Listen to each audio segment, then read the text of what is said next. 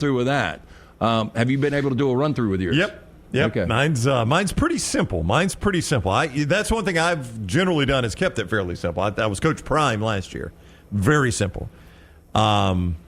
I was trying. Who else have I been? I've been Coach Prime. I was Top Gun. You're Maverick. I was Maverick when Brian Harsin got fired. You were Bobby Petrino. Petrino, yep. I've been Bobby Petrino, yep. So those are mine. So, I've kept mine pretty simple. And this one also is simple. It will take me, I can do it during a break. No makeup, no nothing. Me too. I actually went sports related this year too. Oh, look at Tyler. Yeah, this is a step up from the inflatable dinosaur. That's true. I liked the inflatable dinosaur last year. Yeah, we've had some interesting ones. I still think, not because it was me, I think Tupac was the GOAT, though. Tupac was fantastic. Like, you were in makeup for at least an hour, and it involved your girlfriend and another employee at an entire different organization on this hallway. I mean, they had to sticker me up. It took like 30 minutes to put that stuff on. But no, I was in it all day. You don't remember? I do. So not only for the last 3 hours, we were doing 4 hours, and the last 3 hours of the show, then we had clients come up, and we're in the lobby drinking beer, and I've got a wife beater on. And the worst is walking down the hall with all these tats. I know. With the skull cap, the nose ring. It was very interesting. All right, mybookie.ag. Lance, just your thought on a few of these point spreads, okay? Ohio State holding is a 3.5-point road favorite at Penn State. The number's right. I don't feel good about either way. Again, it's 11 o'clock. I probably try to avoid that. You did see me sneak at 11 o'clock in with Notre Dame and win that last week. I don't feel good enough about this game either way. I probably would lean Penn State, honestly, and I don't think Penn State's very good.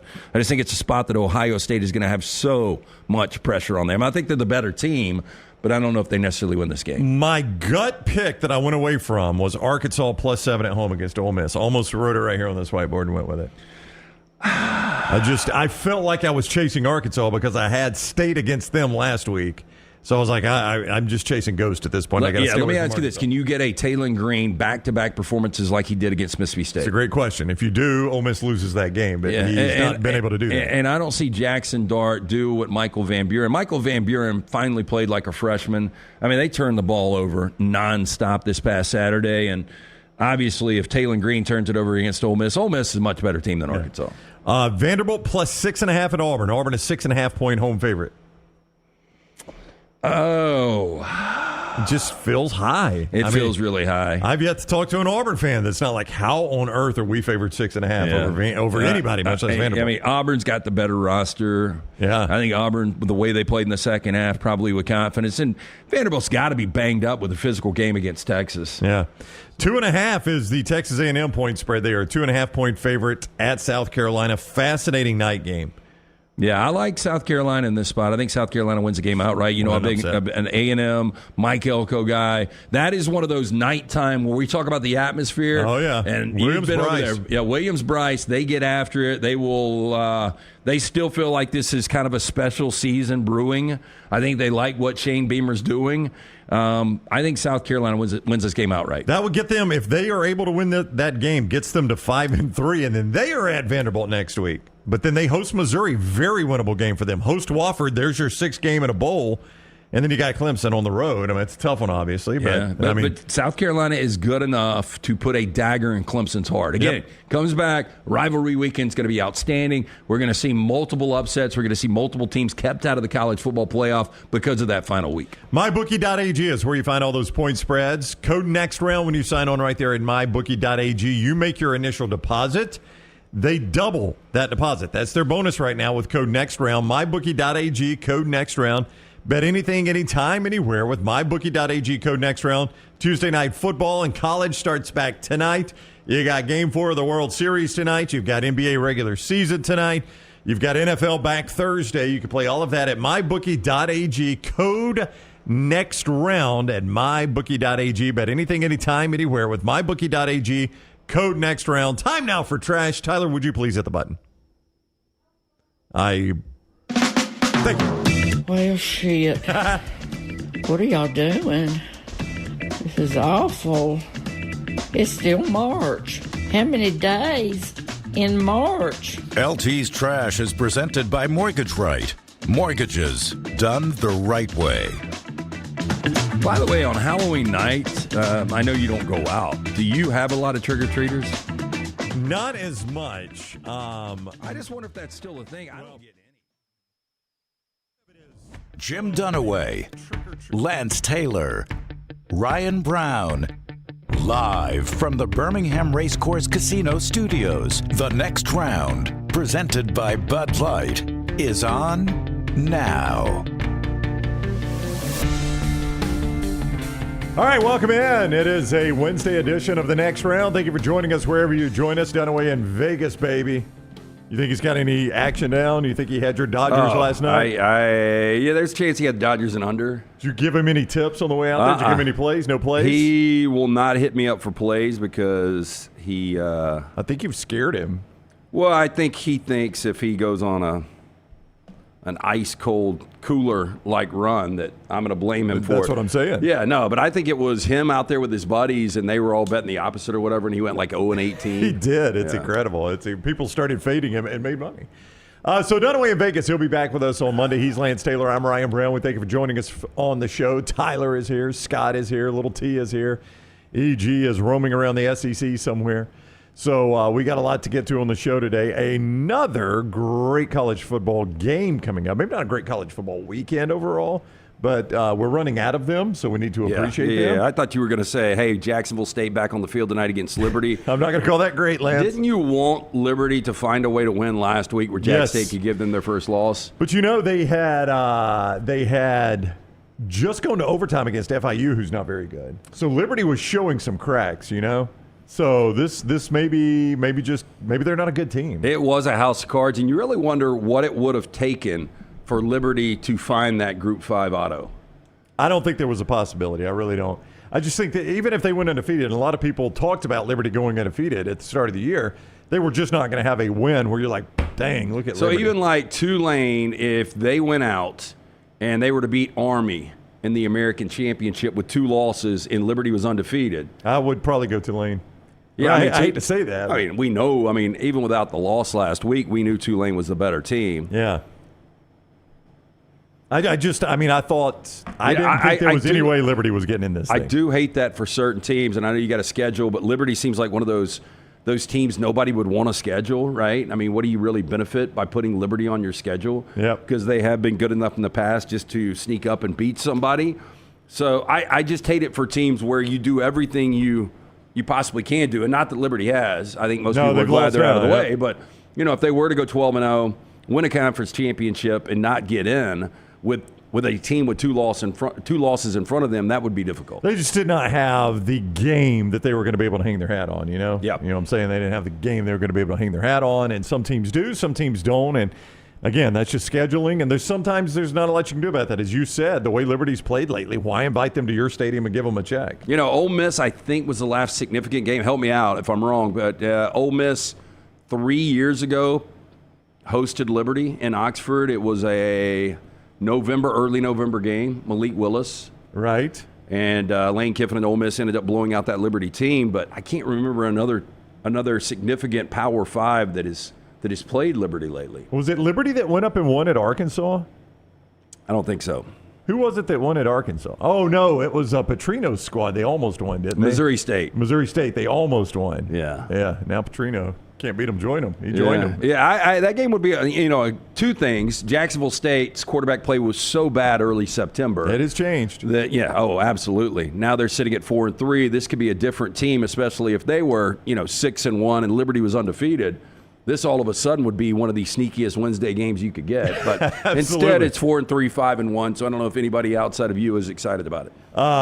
We'll have it on at Odie's tonight, though, right? We will. Well, that and now. Game 5 of the World Series. Lance and I are fighting over TVs at Odie's. Well, I don't think – I'll tell you what, I'll defer to the crowd. They'll want Game 5 of the World. Jack State's playing? Because you've got a million Braves fans there. I don't know whether or not they pull for Freddie. I've talked to Braves fans that are just kind of disgusted by the whole situation. I got a text from a Braves fan last night. Freddie just won this entire series for you guys. Nope. It's 2-0 in the first. I know. But dadgum, it's crazy what he's doing. Buster will join us a little bit later on. We'll talk more about Freddie Freeman, but let's start there. Now, is this 6 consecutive World Series games he's hit a home run in? Am I right about that? Yeah, so that has to be the record. It is the record. He had tied the record with George Springer from the Astros, and this goes back to the 21 World Series when Freddie was with the Braves, and they played the Astros. But nobody expected this. Look, we know Freddie's a great player. We talked about this yesterday. He one day will be in Cooperstown. He's a Hall of Famer.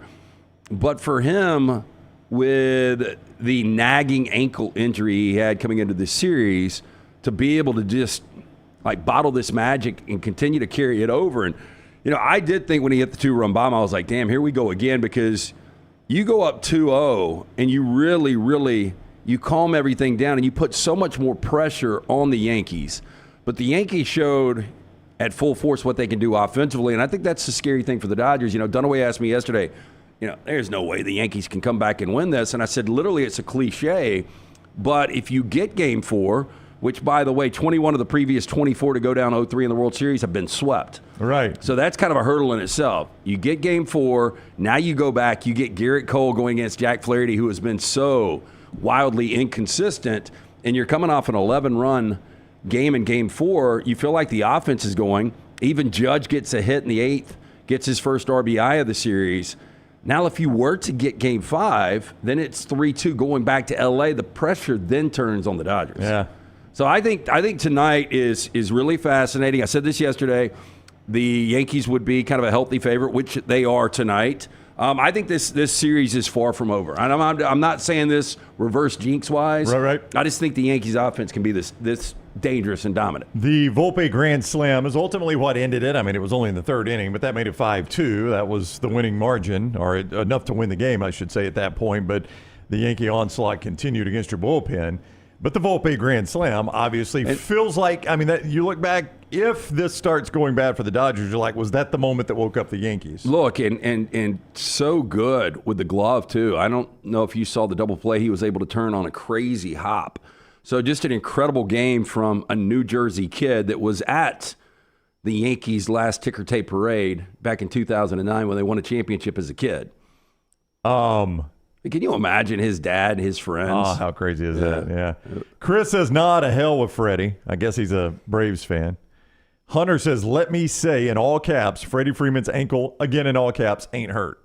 What, they saying Freddie's playing this up? Yeah, I don't know about that. Freddie's playing this up? Yeah, I don't know if he's playing the ankle. Now, he does have the biggest veneers I have seen since Matt Dillon and Something About Mary. Got some white choppers? Oh, boy, they are long.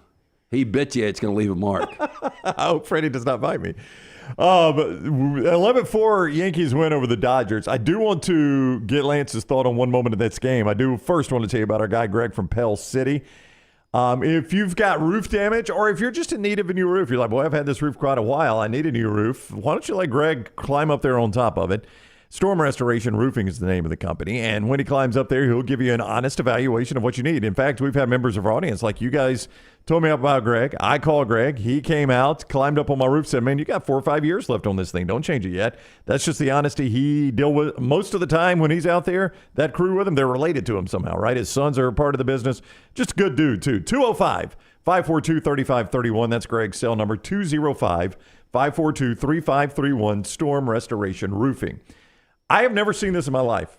Now, I don't watch a ton of baseball, but I watch a lot of sports, and I'm aware of what's going on most of the time in sports. Are we going to the first inning? We're going to Mookie Betts. I've never in my life seen this, ever. Now, we can't show the video for copyright issues, but Scott does have a still photo of the one fan grabbing the glove, trying to rip the ball out of it, while another fan holds his other hand. Yeah, what a slime ball. And these guys weren't ejected. That's what blows me away. Like, I did not see this live. I was at my daughter's soccer practice, and we had to grab dinner afterwards because it happened in the first inning.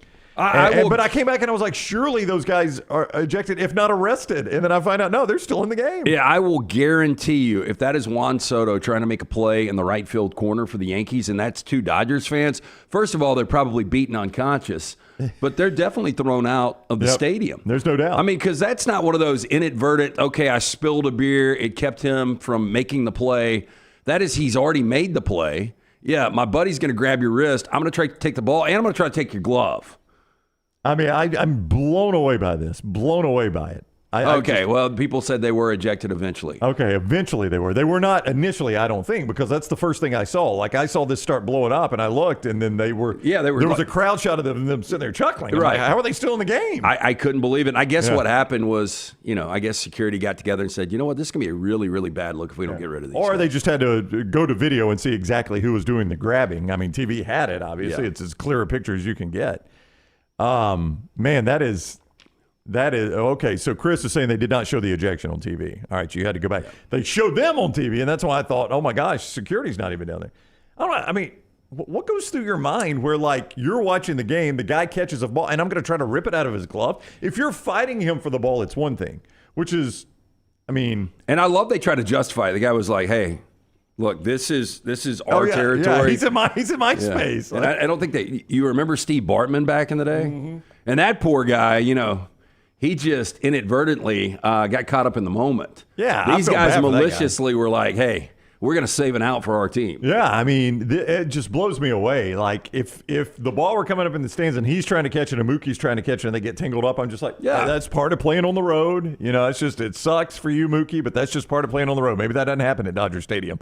But to grab the guy's glove and try to peel the ball out, I've never seen anything like that in my life. And you just wonder if those guys, like, do the New York fans embrace that? The New York fan base, a little bit different than most fan bases. Most up the eastern seaboard, from Philadelphia, New York, Boston, a little bit different. Yeah. But do you think they're pseudo-celebrities today? Do you think New York Sports Talk, the fan, wants to have them on? Yeah. According to Yellow Cake in the MyBookie.ag chat room, they did an interview after the game and said they're going to be allowed back for Game 5.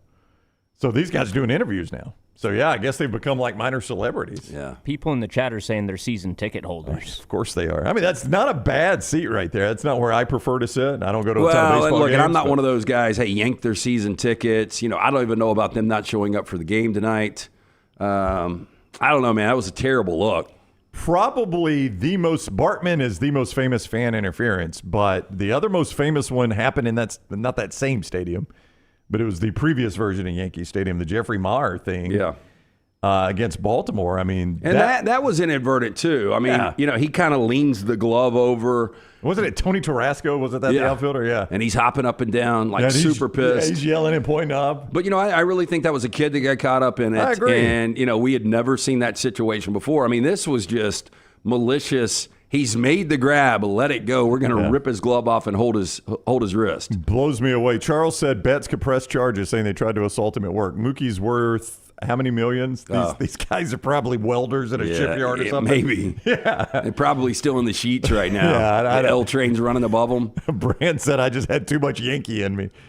That happens. It's my favorite Alabama quote of all time. Dude comes off the bench to make a tackle and says, I just had too much Bama. I will tell you, man, that scene tonight for Game 5 will be wild. Oh, I think it will. I mean, I think Yankees fans, maybe there's not blood in the water yet, but I do think that Grand Slam will awaken their fan base a little bit. Oh, yeah. I mean, look, an 11 spot, I mean, this is a dangerous situation. If Garrett Cole can go out, deal for 3 or 4 innings, shut this Dodger offense down, which really was quiet in the later innings last night. Yeah. Again, this thing goes back Game 6 to L.A. It gets really, really interesting. So that is game number 4 in Yankee Stadium last night. Yankees 11, Dodgers 4. Volpe with a grand slam. 7:08 tonight on Fox. Flaherty versus Cole. More from Buster coming up on that in just a little bit.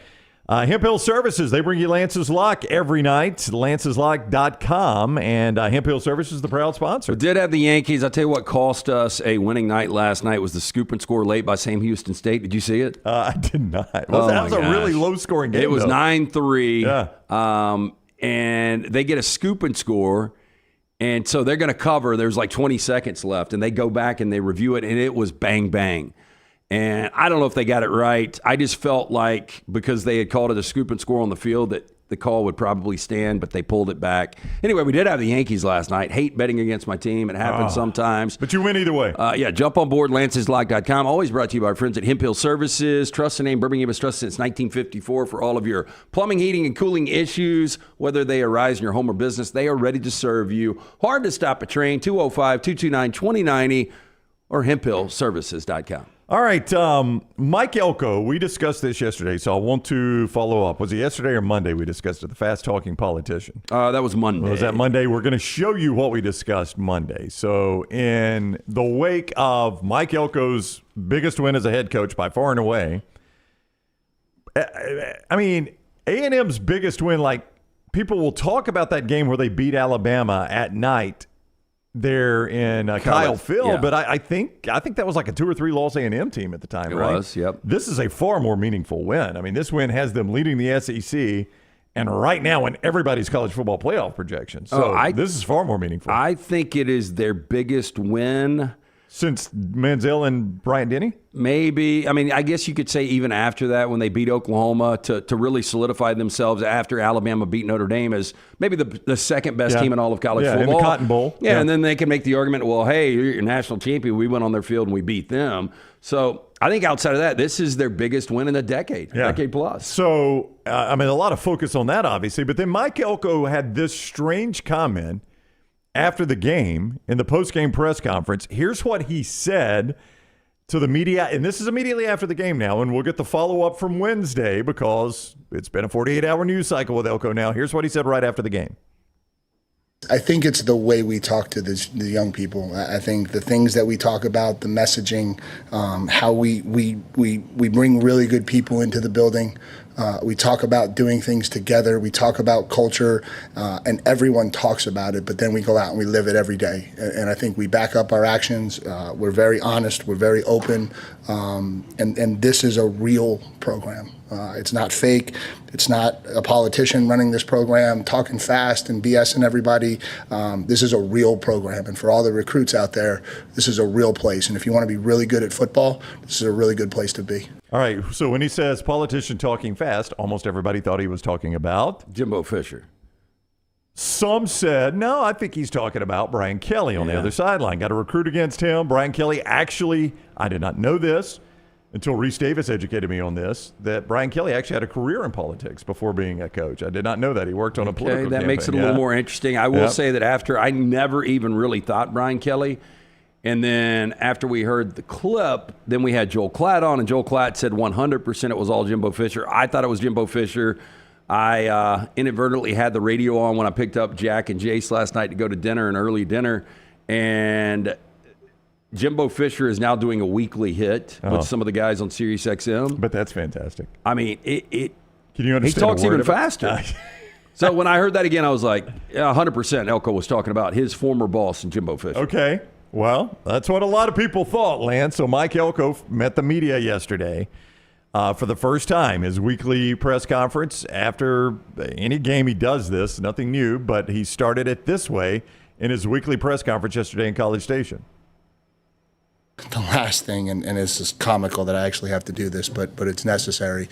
In the post game, I was asked to kind of give a synopsis on how we sell culture to our program. In doing so, I made a statement that seemed like a very benign statement that somehow managed to be taken as a shot directly at people. You guys gave me multiple opportunities in 9 months to take shots at people, and I've never done it. I have nothing but respect for Coach Fisher. I've said nothing but positive things about Coach Fisher. I'm the head coach at Texas A&M because of Coach Fisher. I appreciate who he is, everything that he's done, and for anybody in the media to think that that was what I was doing post-LSU is it's asinine.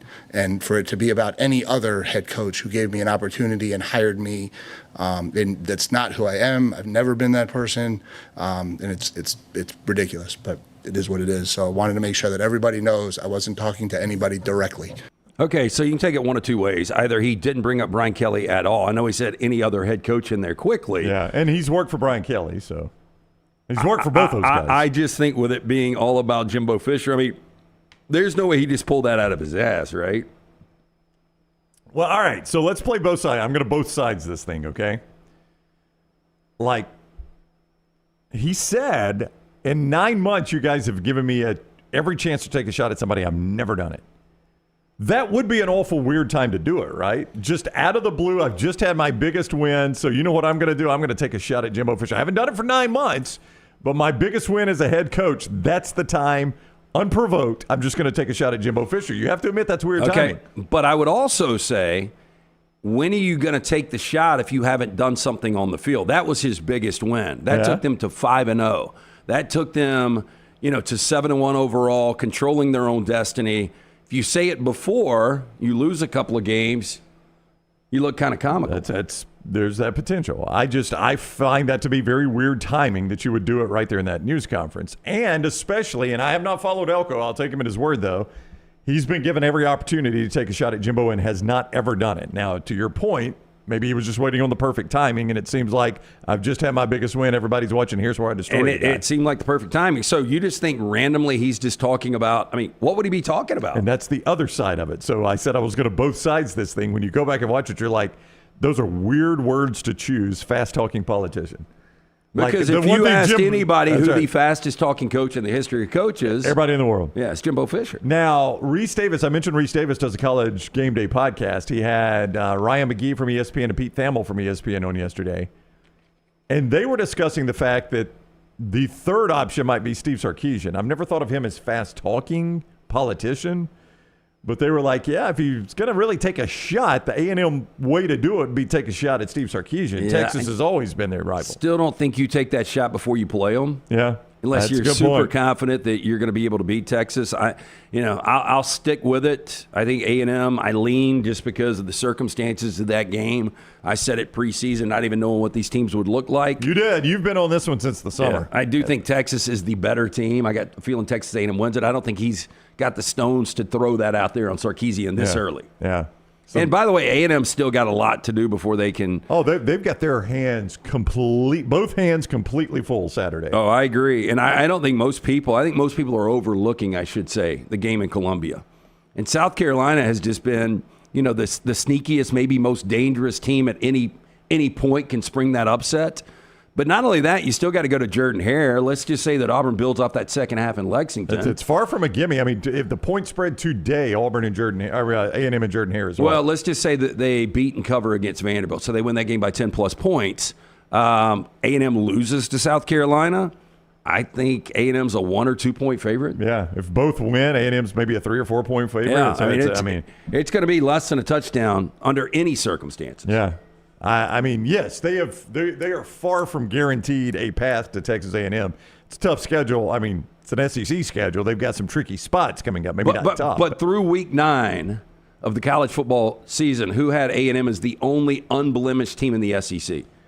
Either you or Todd Furman, because keep in mind, also in the preseason, Todd Furman predicted them to play for the SEC championship. Yeah, I did not believe that they would be 5-0. Yeah, okay. I just thought the Texas game would be big. Yeah, you didn't think they'd be undefeated. I thought Texas A&M would find a way to that game with 2 losses. Right. I still kind of think that's going to be the case. I think they lose Saturday night to South Carolina, and I think that they are 9-2 playing Texas, and I think that is a win and get in for Texas A&M. Yeah. But I am surprised that you've got other teams out there. Like, we thought Georgia's going to be really good. We thought Texas would be really good. For A&M to have 0 losses and Alabama to already have 2 and Ole Miss to already have 2. Yeah, I don't know what you could have had to pay me to convince me of that one. Yeah, I'm with you on that. But I'll point out, in the preseason, Furman had them in the SEC championship. I think he's had A&M and Alabama.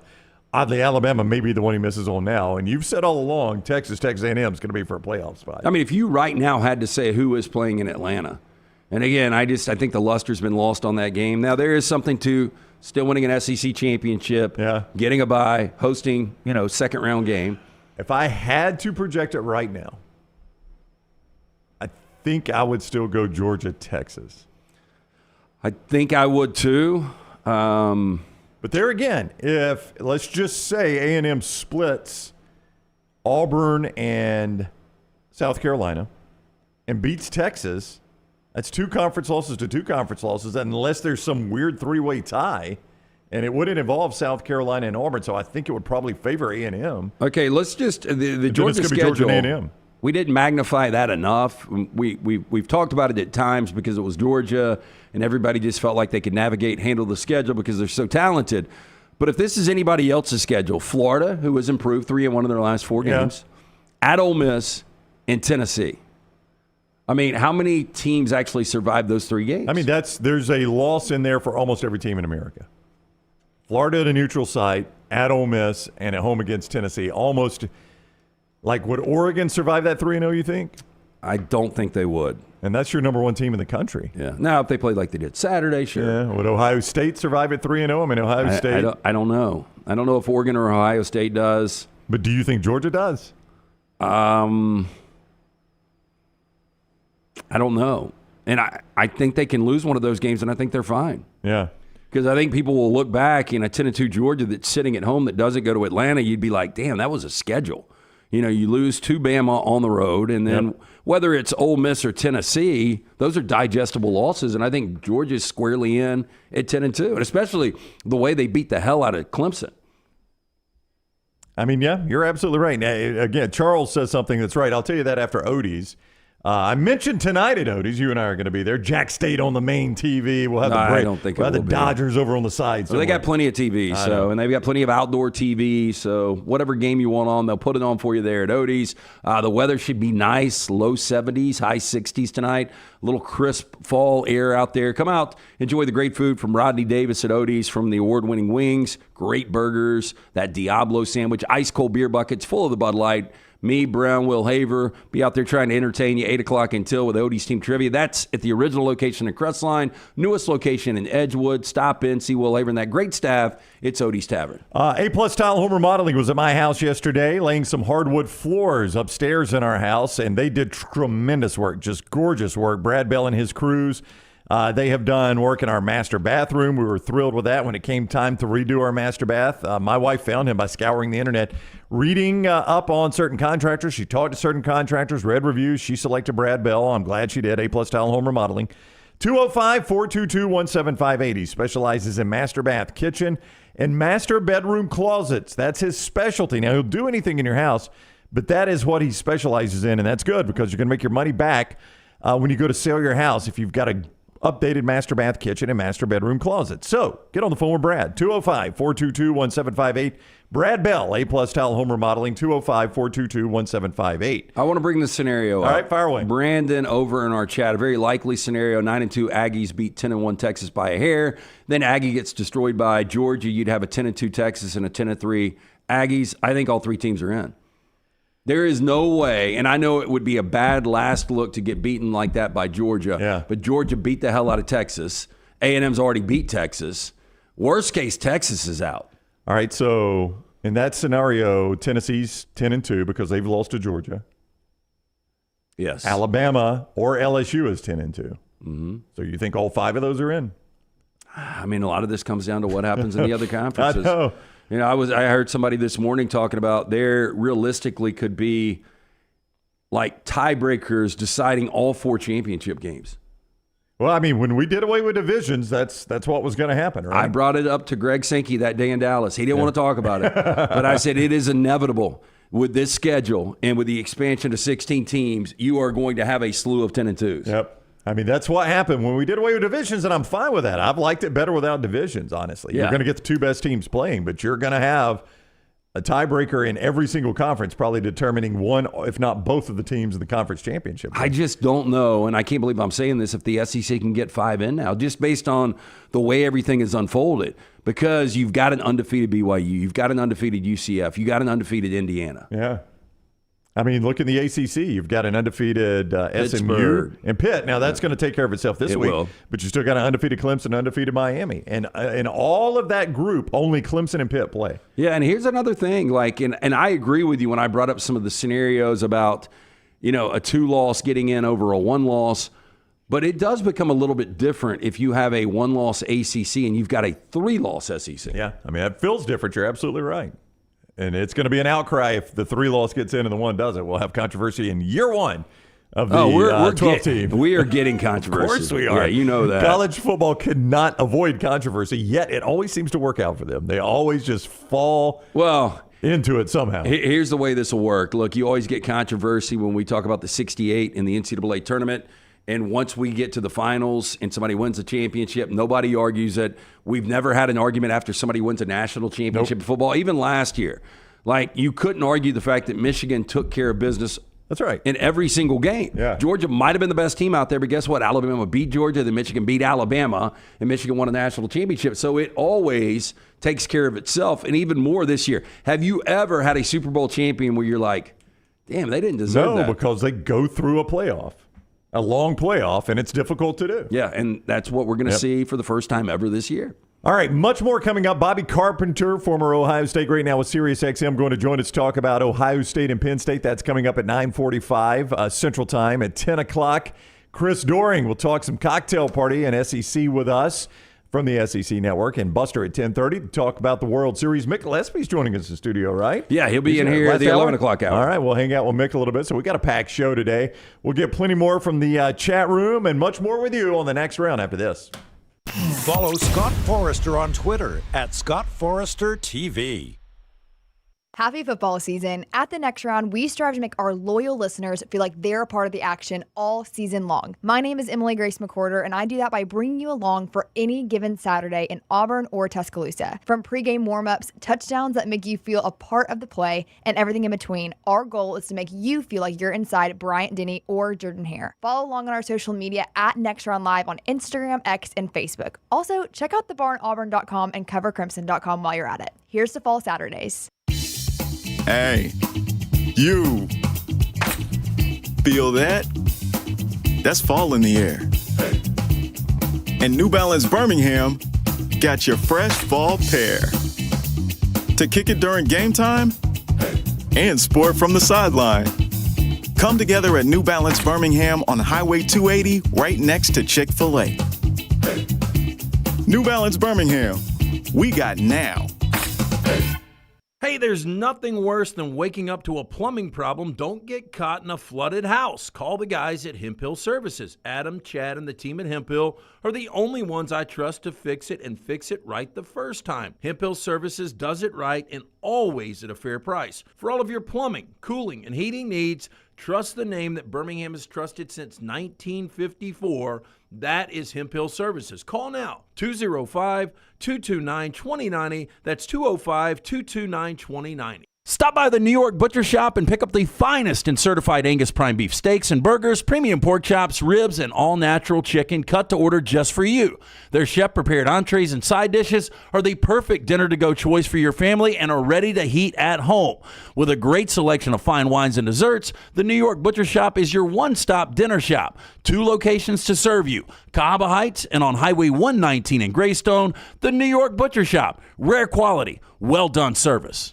Things fall apart. There's even a book about it, but that doesn't mean you have to break the bank to fix them. Ryan Brown here for the next round. Our friends at Mortgage Right have a new renovation option that will make repairs and other home improvements easy. If you've recently purchased a home and find yourself short on cash, or you're looking to buy a fixer-upper, Mortgage Right's renovation loan program can help you spruce up your space. Repairs can be made to your roof, plumbing, flooring, and more with the help of top-notch mortgage professionals. So get your fix by visiting mortgageright.com/TNR. And MLS 2239, Equal Housing Lender. This hour of The Next Round is presented by the Birmingham Racecourse Casino, now featuring 7 days of giveaways with your chance to win a share of up to $125,000. The more you visit the Birmingham Racecourse Casino, the more chances you have to win. From the creators of The Next Round comes 2 new sites, covercrimson.com and thebarnauburn.com. 2 team sites with the same excitement and information-driven content that you get every day on The Next Round. Live daily shows, recorded shows, free of charge, plus premium content with insider information starting at just $1. And it's the perfect gift for the Alabama or Auburn fan in your family. Covercrimson.com or thebarnauburn.com. Sign up today. Follow Next Round Live on Twitter, Instagram, Facebook, and YouTube. The social media team at Next Round Live is dedicated to giving you daily news conferences and practice video from UAB, Alabama, Auburn, and around college football. Follow and compare to the sites you used to visit. You'll also get the latest highlights and news from the Next Round Daily Show. Turn on the notifications so you don't miss a thing. Next Round Live on Twitter, Instagram, Facebook, and YouTube. See more at nextroundlive.com. Ryan Brown here for the next round. Join me and CBS sports analyst Brandon Marcello for the Middle 8 each Monday at 8 a.m. as we look back at the weekend of college football from the SEC to the top 25 of the college football playoff. It's the Middle 8 presented by MyBookie.ag, code next round.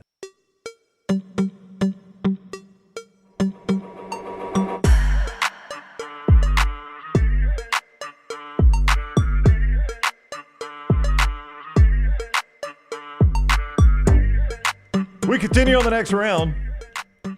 Along with Lance Taylor, I'm Ryan Brown. Bobby Carpenter coming up about 10 minutes. Dunaway in Vegas, baby. I'll quit saying Vegas, baby. That I've said it twice now, and I don't want to call cringy. it. Yeah. No, it's cringy. I've said it twice. I knew it as soon as I said it. Are you a fan, by the way? I've been out there with you a couple of times. Vegas? Yeah. Vegas is really crowded, and there's a lot going on, which is generally not my thing. Yeah, we were having the discussion. I guess we were at dinner in Huntsville before we did the exhibition game between Memphis and Alabama, and I was talking to both E.G. and Taylor about it, and I think they're both Vegas fans. Now, Vegas, to me, is a younger person town, just because, boy, you got to have a lot of energy. Yeah, you do. And it's nonstop, and there's something going on at all times. Like, if you could teleport to Vegas, I'm a 48-hour guy there, but, man, it's a lot. Again, I don't know how Dunaway's going to survive for as long as he's out there. Yeah. Seth asked, what's a typical day in Vegas for Dunaway? Wrong answers only. He asked that in the mybookie.ag chat room. He was out there with us last time. You and he and your girlfriend went to one of the shows. We did. We went to one of the shows. I chose not to do that. Yeah. Show was a little cheesy. Yeah. I don't remember what he did after the show, though. I don't either. It was pretty late in the night. We had to do a show. Yeah. We had to do our show the next day. Yeah. And people won't believe this. I have not, in the last 4 or 5 times I've been to Vegas, I haven't played a table. I briefly played last time I was out there, and it was just to do it. We were at Resorts World. It was right there in our lobby. So I just, I've got a 20 in my pocket, and I'll play a little bit. I didn't do much with it. Lost everything. I do enjoy the pool scene. Can be too much at certain places. Right. But I do enjoy that pool scene at certain places. Yeah. A sports book on a college football Saturday or Sunday is impossible to beat. Yeah. So it's just I've never been in one of those. Yeah. Or the NCAA tournament I've heard is good too. Oh, yeah. So I haven't been for the first round. I've been for conference tournaments, Final Four a couple of times, and I've been out there during the college football season and the NFL season, and it's impossible to beat. Why? It's just like the crowd's into it. Yeah, the crowd's into it. You can tell everybody's on one side or the other. Everybody's winning or losing. For me, if it's crickets in there, it's been a great day. Right. If everybody's going nuts. I can't even imagine 2 or 3 weeks ago how wild that sports book was when Vegas allegedly had one of their worst days in the history of all their sports books.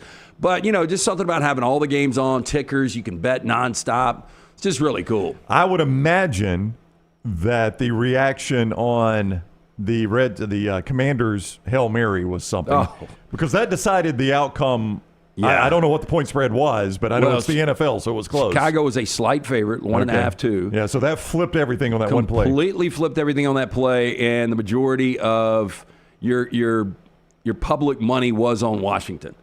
So I'm sure the sports books went. Well, when we talk to Furman this week, we can ask him, but I bet people went crazy. Yeah. Elliot says Fontaine Blue in Vegas is a must-go. I've been to the one in Miami. I've not been to the one in Vegas. I have not been to the one in Vegas either. Yeah, I've stayed at the one in Miami a couple of times. Nice in Miami. The funny thing is, and I think everybody realizes this once they get to South Beach, like the majority of those hotels are shitholes. I was looking. I am toying with you and I discussed this, flying in early on a Sunday, taking in a Dolphins game, and missing the show Monday. And I was hotel shopping last night online, and I looked at our old spot at the Clevelander. You remember when we stayed there? It's an old hotel, but it looks like they've redone it. Like I was looking at photos. You know what they haven't redone? They've got a DJ booth on the second floor between all the floors. It just seems like a terrible place for me to stay, but we stayed there that one time. We had really enjoyed the trip. Oh, well, look, that was a fun trip. It was more like it was a work trip, but it was a guy's trip too, so it was a little bit different. But you're taking Jen, right? Yeah, my wife's going with me, so the Clevelander's probably not the choice. In city, their W is still, pretty nice. A lot of the W's have gotten outdated. And just right out to South Beach. But staying right there on that shore. If you guys want to get after it. I know. You saw me salsa dancing with some of the locals. Some of the locals. A lot of the locals are watching you, too. Yeah, and Brown was like, you are going to get knifed. We need to get out of here. Tyler, single Lance just out of Miami. He's just dancing around. And I'm like, you see these guys over here, Lance? They are watching your every move. What? Who? I was like, those guys that are going to knife you if we don't leave. If it wasn't for Brown, I ended up in the Glades that night. Yeah, I really do think Lance might have died. I think I might have saved his life, Tyler, and I don't get enough credit for that. Where in Miami were you guys at? We were at South Beach. We were staying at the Clevelander. I can't remember where we were that night. Yeah, it was just it was a random bar like 4 or 5 blocks. I don't know if you've ever been there, Tyler, but it's kind of like New Orleans on the shore. And it's just club after club, and they're handing out flyers. Come in here, 2-for-1 drinks, whatever. So you just kind of jump in and out. I think we had been to Joe's Stone Crab that night. We'd had dinner that night, and then we were headed back to the hotel, and there was this bar/club on the way, and we're like, let's just stop here for a fun time. And I mean, we were just hanging out, having fun, but it's just a sea of people in there. Lance is dancing around, and these guys thought he was dancing with their ladies. It may or may not have been. I don't know. Yeah, but I don't was know. Like, they think you are. We had what you call an English barrier. Yes. So when I would talk to them and they would talk back, that's right. We were speaking different language, and Brown did intervene and said, probably time to shut this one down. Let's go see what the Clevelanders all about right now. Let's get back to home But I'm base. not a big Miami fan. I would rather be in Vegas than Miami. I've never been to South Beach at night. I've only walked around during the day. It's a lot different, I assume. It's an interesting. I don't know how to describe South Beach. It's older than you think. Lance is right. Like everything at South Beach was really old and not updated. It's almost, that's what blew me away. Like if you see, shots of Cuba now, you've got all the cars from the 50s and stuff. It's still got the old school vibe. It's very strange. But a lot of those boutique hotels, like sand in the bed, just dusty floors. There's and I don't know if it's the division of South Beach and North Beach. I don't know it well enough, but there's a dividing line where you get into the new stuff. Like it's old, and then boom, you're into the new stuff, and it's almost like a totally different place. Yeah, it's very, to me, it's kind of like New Orleans. It's polarizing. Either you love it or you hate it. Like there's something about the filthy element in the history of New Orleans that I really like. Same here. Yeah, but not so much with Miami. I don't know. I would just rather go to the Florida Gulf Coast than Miami. Yeah, absolutely.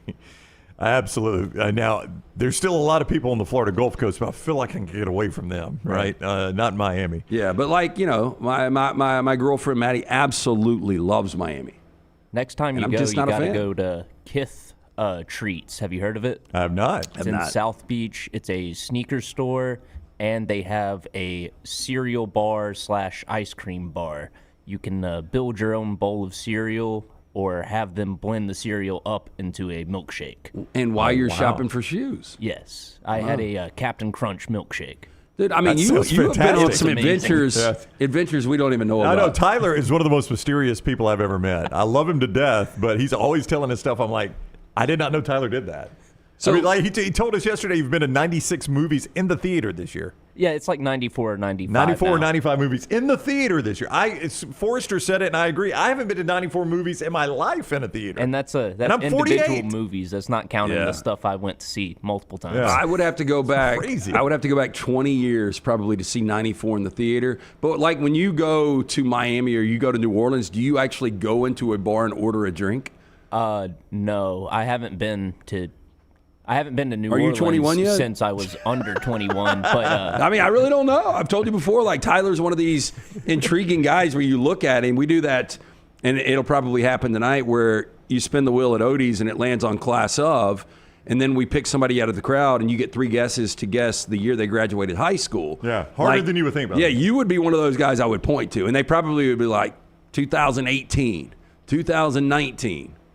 Am I close? 2017. You were very close. Oh, wow. So Lance is actually very good at it. He'll write it down on the piece of paper, and it will generally be close.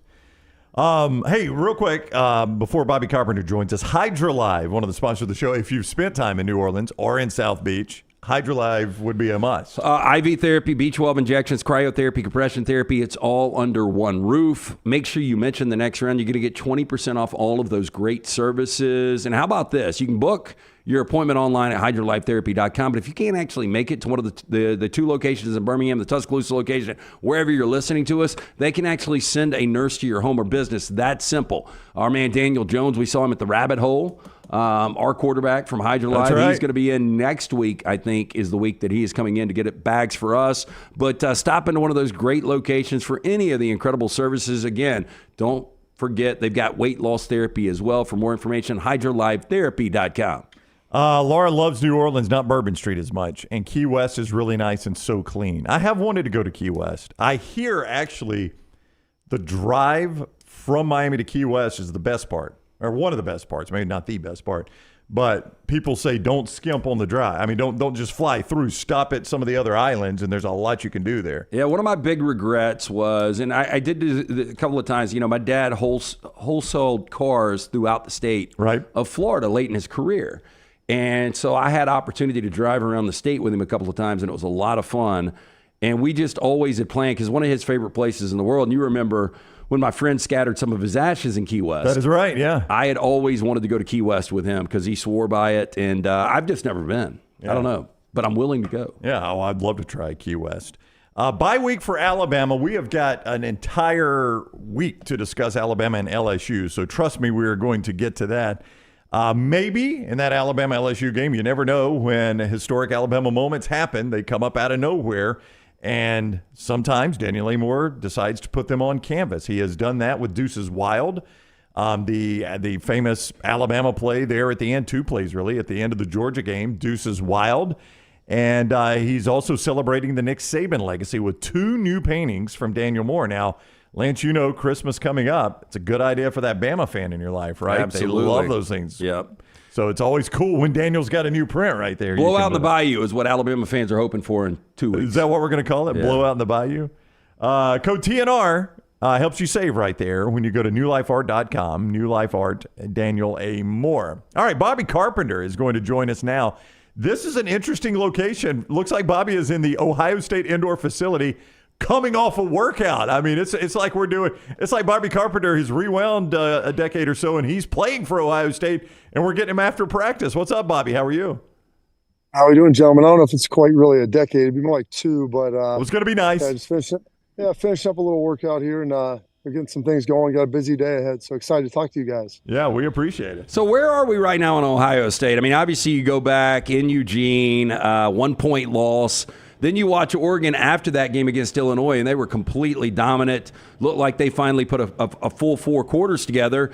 And then Ohio State brings in a Nebraska team that had gotten crushed 56-7 to Indiana. They were lucky to survive that game. So now people are down on Ohio State. Is this a spot that Ryan Day likes being in, where people are starting to doubt one-loss Ohio State? Well, I think a little bit of the internalizing of the program, and sometimes when you come off a tough loss like that, the thing you want to do is go play right away. And they had that bye week, and I don't know if things got stale. It was a little awkward, and you play Nebraska, and Nebraska's better than what they showed against Indiana, obviously. They had a 1-point loss to Illinois. They played pretty well this year, and it was kind of a perfect storm at home, and you got a chance to separate the game, and it really doesn't. Next thing you know, you're losing. They came back and they won, and so there's some local heat, I would say, surrounding Ohio State. The fact that they didn't drop in the polls, I think, kind of is a different narrative nationally. But I think that they've been looking at this Penn State game. I mean, outside the Oregon game, this was the next one that was circled. They had a narrow defeat out there in Eugene, and now they're taking on a Penn State team that's ranked really high. That had a tough battle themselves over in Madison against Wisconsin. So you got to prepare for a couple quarterbacks. You got to look in a couple guys, but I think the pressure of this situation, the moment, and this is why you come to a place like Ohio State and you relish these opportunities, and it's going to be on the road, and it's not going to be a night game, which I think would have been great for everyone watching, but it's going to be a pretty darn fun atmosphere. Bobby Carpenter with us, Sirius XM. He's on the JohnstonRVCenter.com hotline, former Ohio State great, Dallas Cowboy. But these numbers. I mean, obviously you're in Columbus. You follow the Big Ten. You follow your former program. Ryan Day is 2-6 versus the top 5, and James Franklin is 1-9 versus the top 10. 3-17 versus the top 10. 1-9 versus Ohio State. This is literally one of those something's got to give. These are the types of game Ryan Day has struggled with, but these are the types of games James Franklin just never wins. Yeah, I mean, James Franklin struggled dramatically against Ohio State. I mean, since he got there, and whether it was Urban or whether it's been Ryan. And, I'm kind of lamenting the fact that this has been a great game, and there's been a lot of times it's been really close, and that it's not going to be played now on an annual basis. And Penn State doesn't have any protected rivalries. I wanted to see 2. I wanted to see Michigan. I wanted to see Penn State, because they're going back 30-some-odd years to when Penn State entered the Big Ten. I mean, it's been a pretty fun game, and it's been a game that's been played on an annual basis each and every year. And Ryan, people look at the 2-6 mark against top 5. I mean, he's 8-7 against top 10. Like, is there a difference between 4 and 7? I'm not sure. I had a scout tell me one time, stats are like hostages. When you cut them up, they'll tell you whatever you want. Wow. So, I mean, there's some truth to that. But this is a game of gravity. And for Ohio State to win this, it puts them back in the driver's seat to potentially make the Big Ten championship. It's a game that if you lose, I mean, you really have zero margin for error moving forward in hopes to make the CFP. So, I mean, it could be going from the potential to have, a bye or maybe a worse to home game. If you lose this game, I mean, you have to win out. And, it's wild to think this, but you're going to have an Indiana team coming in that might be in or around the top 10. So this is a huge game of gravity and magnitude. You've got to find a way to get it done. And I think they're positioned pretty well to be able to do it. That is the quote of October. We've got to get a T-shirt. Yeah. Stats are like hostages. Cut them up. I'll tell you anything you want. So I asked this question to the guys yesterday. Who does have more pressure on them in this game? Is it Ryan Day or is it James Franklin? I mean, I don't know. It depends on the fan base, I guess, and how upset people are. I think this is a must-win. Like, you look at James Franklin, you mentioned the record for him. You look at the record for Ryan Day, and this week, I mean, there's been a lot of people in Columbus who were unhappy, obviously, with that Nebraska performance. I mean, I don't know. I mean, both fan bases are equally, as upset. You looked at the Bama Georgia game. Like, who was it bigger to win for? Kalen DeBoer to get a win, in his first big game, or Kirby Smart to beat Alabama finally when Saban isn't there? And it's like, well, I mean, both the guys need it pretty darn bad. I mean, you're both, trying to fight for some air right there. So I don't know. I think it's huge for both. I think Penn State maybe has a little more room for error because should they lose this game, I mean, they're still a one-loss team. And unless they, wet the bed moving forward, they still should be able to get into the playoffs. So I think Ohio State probably has a little more pressure on from the standpoint of, like, you've lost to Oregon already. And despite how good that looked to a really good team, like, you've got to find a way to make sure that you don't stack up too many losses. That is the thing on this, is Penn State loses this game, to your point. It almost locks Ohio State or Indiana or someone else into Indianapolis. And Penn State probably still gets a home playoff game if they don't lose another game. I mean, the remainder of their schedule is so forgiving. There was part of me that thought the playoff would create this and I would hate it, but I'm still excited for this game, Bobby. I'm not one of those people that's like, oh, the playoffs ruined it because this game would have so much more magnitude. You just said it. This game's got a ton of gravity and magnitude, yet it's not the end of the world for Penn State. So it's interesting, like, and this is what's unique about college football. Everybody didn't want, the 4 team. It didn't, and I understood it. And there was a part of me that said, hey, it'll be tough on the sport. It will diminish the value of the regular season. But this year, like, think of the games that we've seen and some of the losses that we've had. And nationally, people take a much more objective approach. But I guarantee you, if you go down into Austin right now and they're talking like they lost a game, they barely beat Vanderbilt, like Ohio State lost a game, they barely beat Wisconsin. You look at what's going on now. Alabama got right a little bit against Missouri. But internally, even though your pathway to the playoff is still there, internally the loss still feels the same, at least to the fan base. So I don't know if that will dissipate over time when people start realizing there's still a path, but there's so much pride in college football fans of what their team looks like each and every week that despite the fact that you still have a chance to win a national title, and heck, in divisionless conferences, even a chance to go win a conference title as well. But people are still so furious and upset about it, and that's good. So I said, like, college football still hasn't lost its fastball. So I think it's interesting going into Week 10, I can ask you this question and not know the answer before you say it, but who are the top 3 teams right now in the Big Ten? Oh, goodness. I mean, I think you have to put Oregon, obviously, at the top of the heap. I would say Oregon is 1, and then we'll see this weekend against Penn State and Ohio State. I believe Ohio State is still a better roster than Penn State. I think they're a better team. Now it's on the road, and you've got to play well, but I would say Penn State, and then wildly enough, I think Indiana is that 4th best team. I never thought I would have said that. You would have looked at Michigan, you would have looked at USC, whomever, but I'm going to lean in on Indiana with what they've done this year. All right, Bobby, we're going to let you do 10 more gassers and get out of here, okay? 10 more. Hey, you're still relatively young. Are you doing sprints? I ran a conditioning test on my birthday this year, so I can still handle it. I mean, I'm 41. I'm not that young, but I can still handle it. Young enough. Young enough. I mean, I had you at Ohio State a decade ago just to be nice. Okay, so if you had to go to South Beach for a weekend or Vegas for a weekend, 48 hours. Oh, gosh. I haven't been to South Beach in a long time. Yeah, we were talking about. I'm not a fan of South Beach. Vegas, I can handle for 48 hours. The older you get, the more you distance yourself from those places. Yeah, I could handle Vegas. It's self-contained. It's a lot easier. South Beach, I mean, there's a lot of things that can go wrong there. To me, the Vegas upside is much higher than the downside. Whereas you get to South Beach, yeah, there's a high ceiling, but the floor's a lot lower too, I feel like. I said it earlier. You wake up in the Glades, man. Absolutely. Bobby, thank you very much for the time. Enjoy your day. Everybody can catch him on SiriusXM this afternoon. We always appreciate your time, Bobby.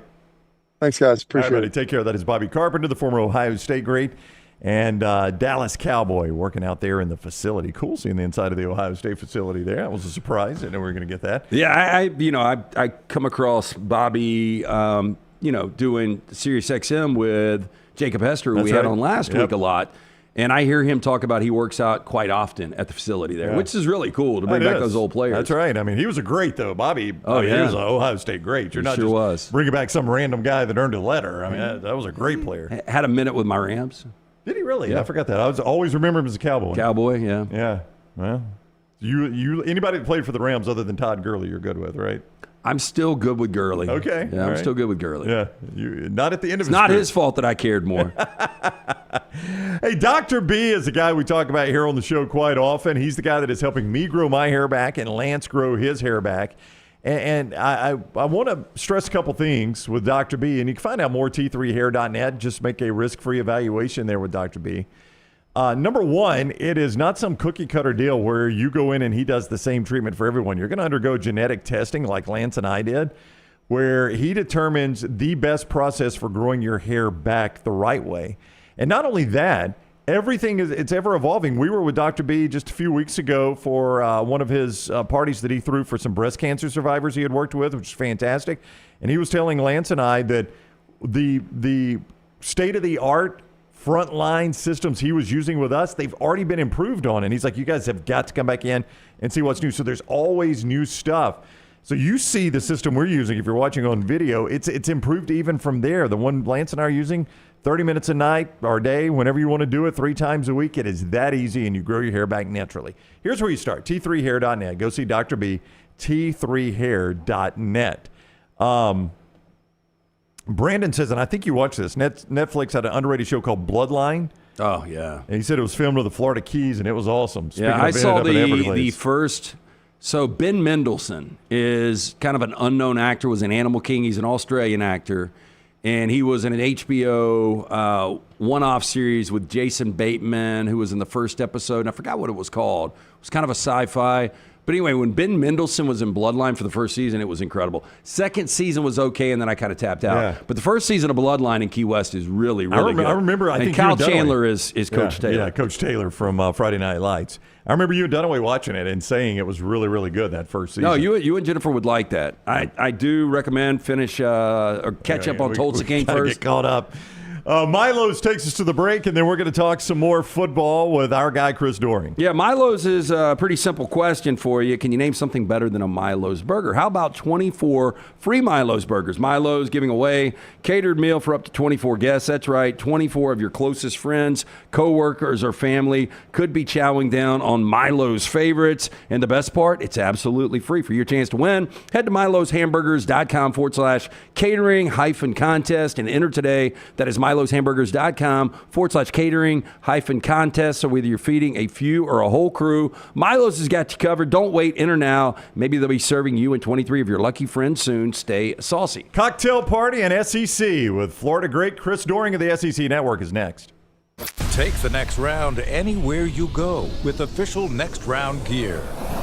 Buy yours today at nextround.store.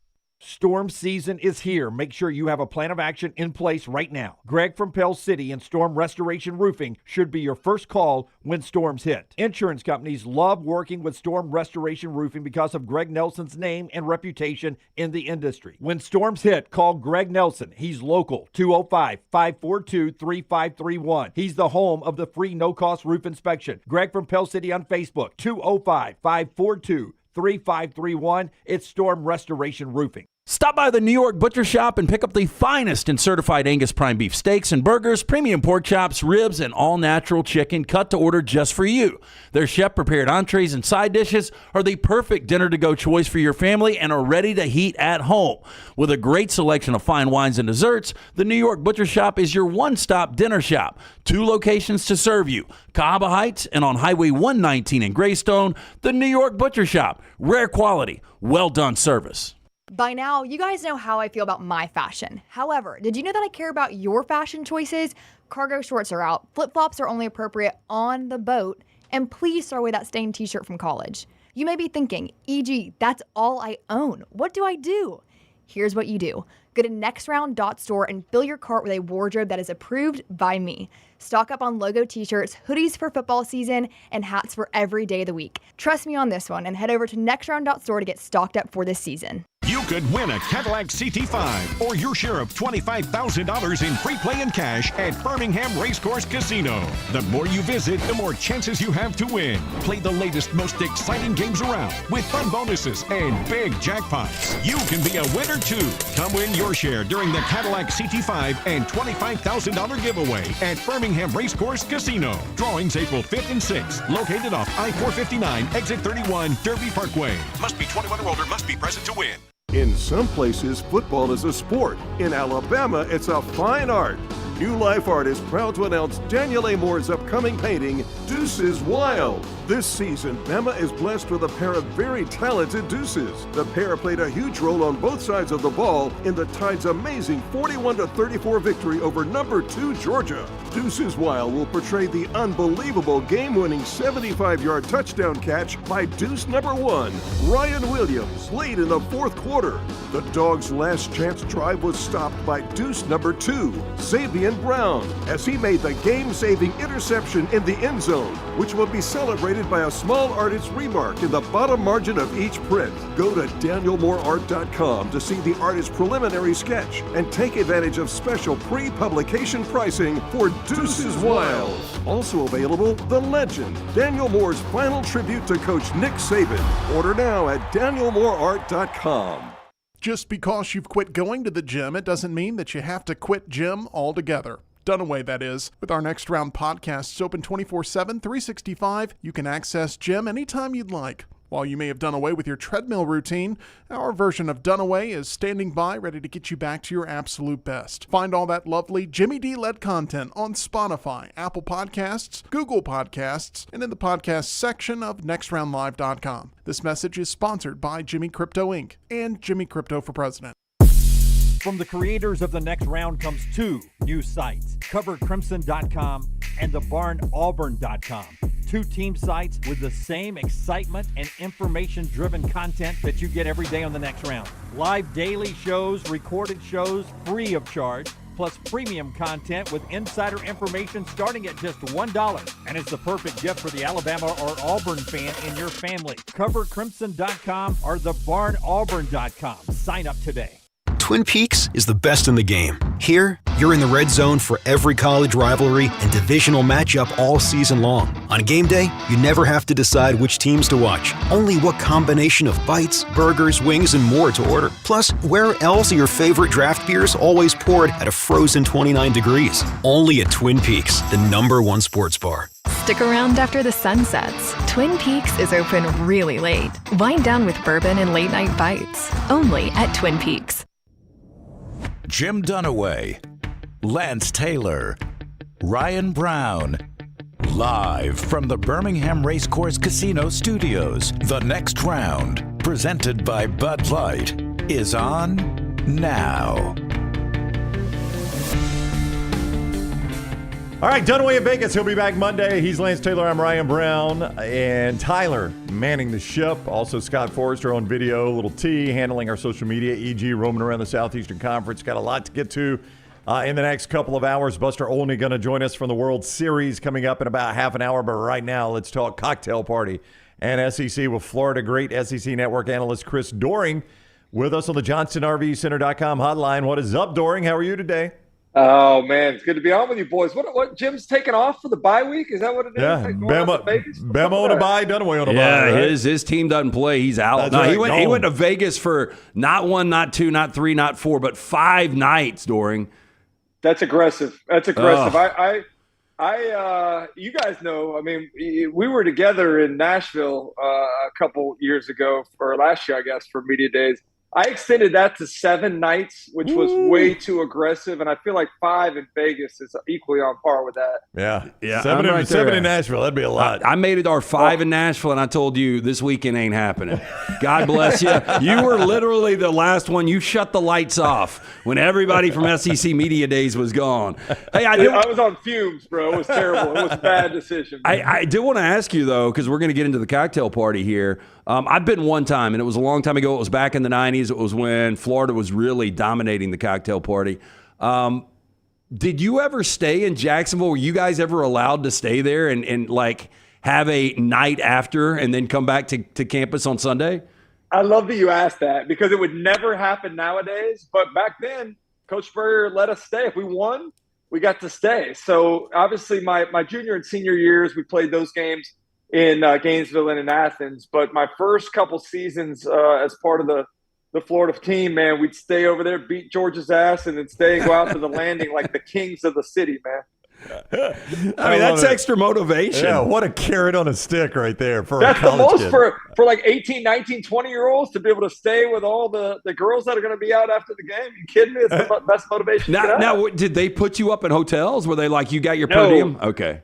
You were on your own. That was one of the things. The bus took off, and then you were on your own to be able to – you better have somewhere to stay. You better have some people to help keep you under control because, again, that would never happen nowadays. Let's talk about this game, though. Like, it feels like from Birmingham, where we are watching, that it's turned a little bit for Florida. I mean, I think people are starting to talk themselves into this Florida team playing improved football and maybe being able to be a spoiler with – Texas or Georgia or somebody down LSU, this incredibly difficult stretch that they have to end the year. I think a lot of people during are talking themselves into they may be able to pick one of these games off now. It's crazy to think about the roller coaster of emotions Florida fans have been on in the last 2.5 months. I mean, heading into the season, I think a lot of us, including myself, were very optimistic about what season 3 would look like under Billy Napier's tenure. They come out and get embarrassed, physically dominated on both lines of scrimmage by both Miami and Texas A&M. And then all of a sudden, you see some improvement. And the improvement that I've seen is on the offensive and defensive lines. The defensive line penetrating, being disruptive against Tennessee and against Kentucky, going out there and moving that Kentucky defensive line off the line of scrimmage and allowing Jaden Baugh to rush for over 100 yards. I think what you're seeing is hope. And hope is one of the most powerful forces in our universe. Florida has hope because of the improvement of the team in the last couple of weeks, but also because of the young talent that's really leading this resurgence. You look at DJ Lagway and what he's been able to do, completed only 7 passes against Kentucky, but hit 4 of them for over 40 yards, average, I think 35 yards of completion, something like that.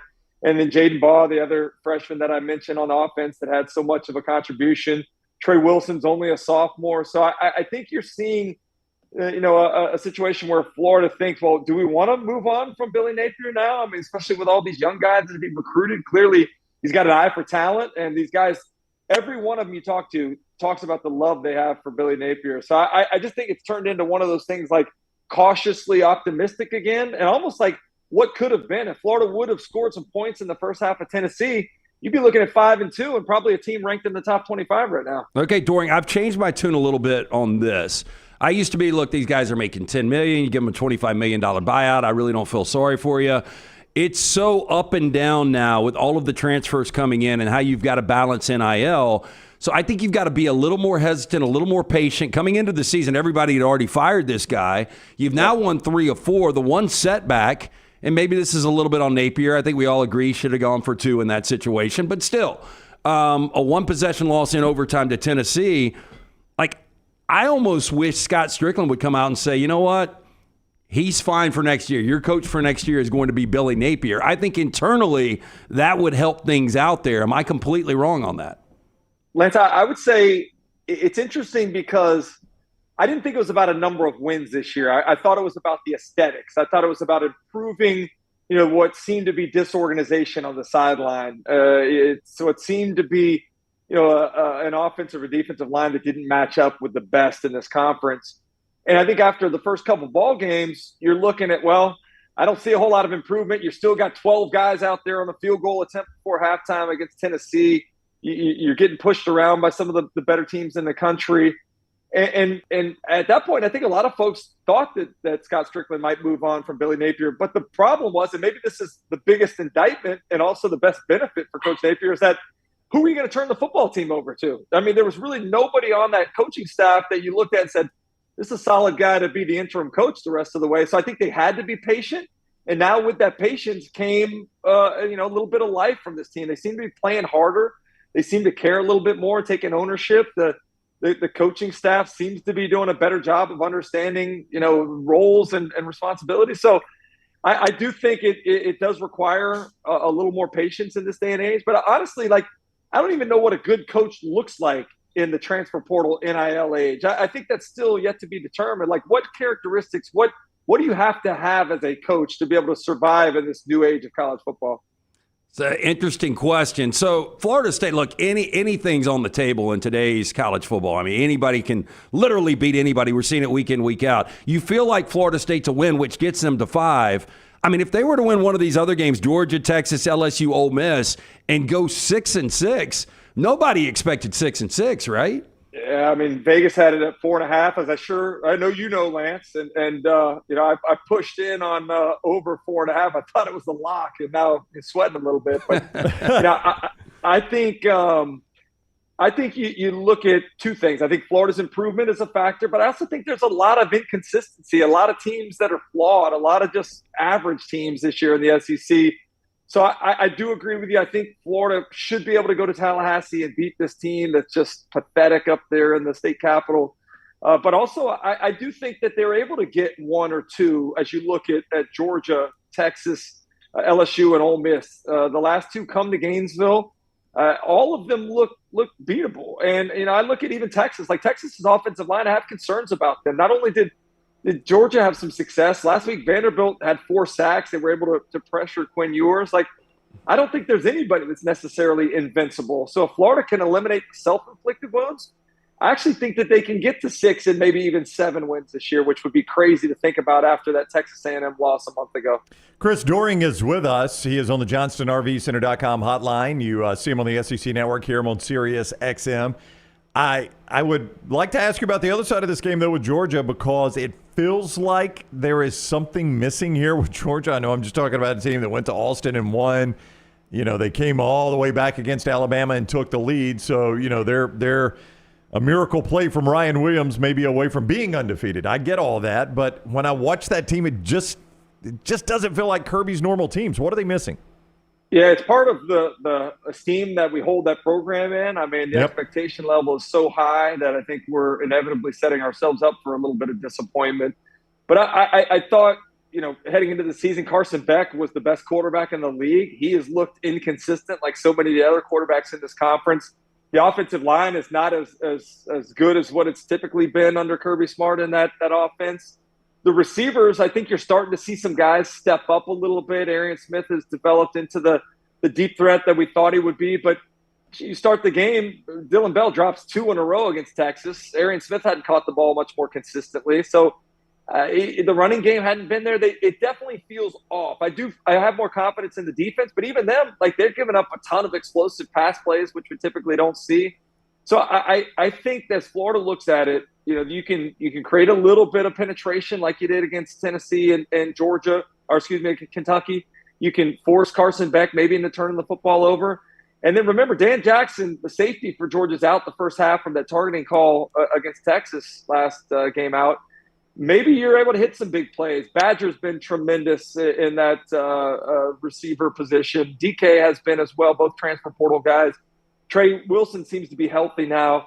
So if DJ Lagway can be consistent throwing the football and not turn it over, I think there are some paths to victory. I'm not a moral victory guy, but I just want to see this be competitive. I want to see Florida get into the fourth quarter and have it be a one-score ball game and see how things fall from there. All right, I find this report interesting, and I'm just going to give it to you in real time. You could 100% be aware of it already, but I do want your reaction. Brett McMurphy, who covers college football for the Action Network, because of the renovations to Everbank Stadium in Jacksonville, in 2026, this game will be played at Mercedes-Benz Stadium in Atlanta.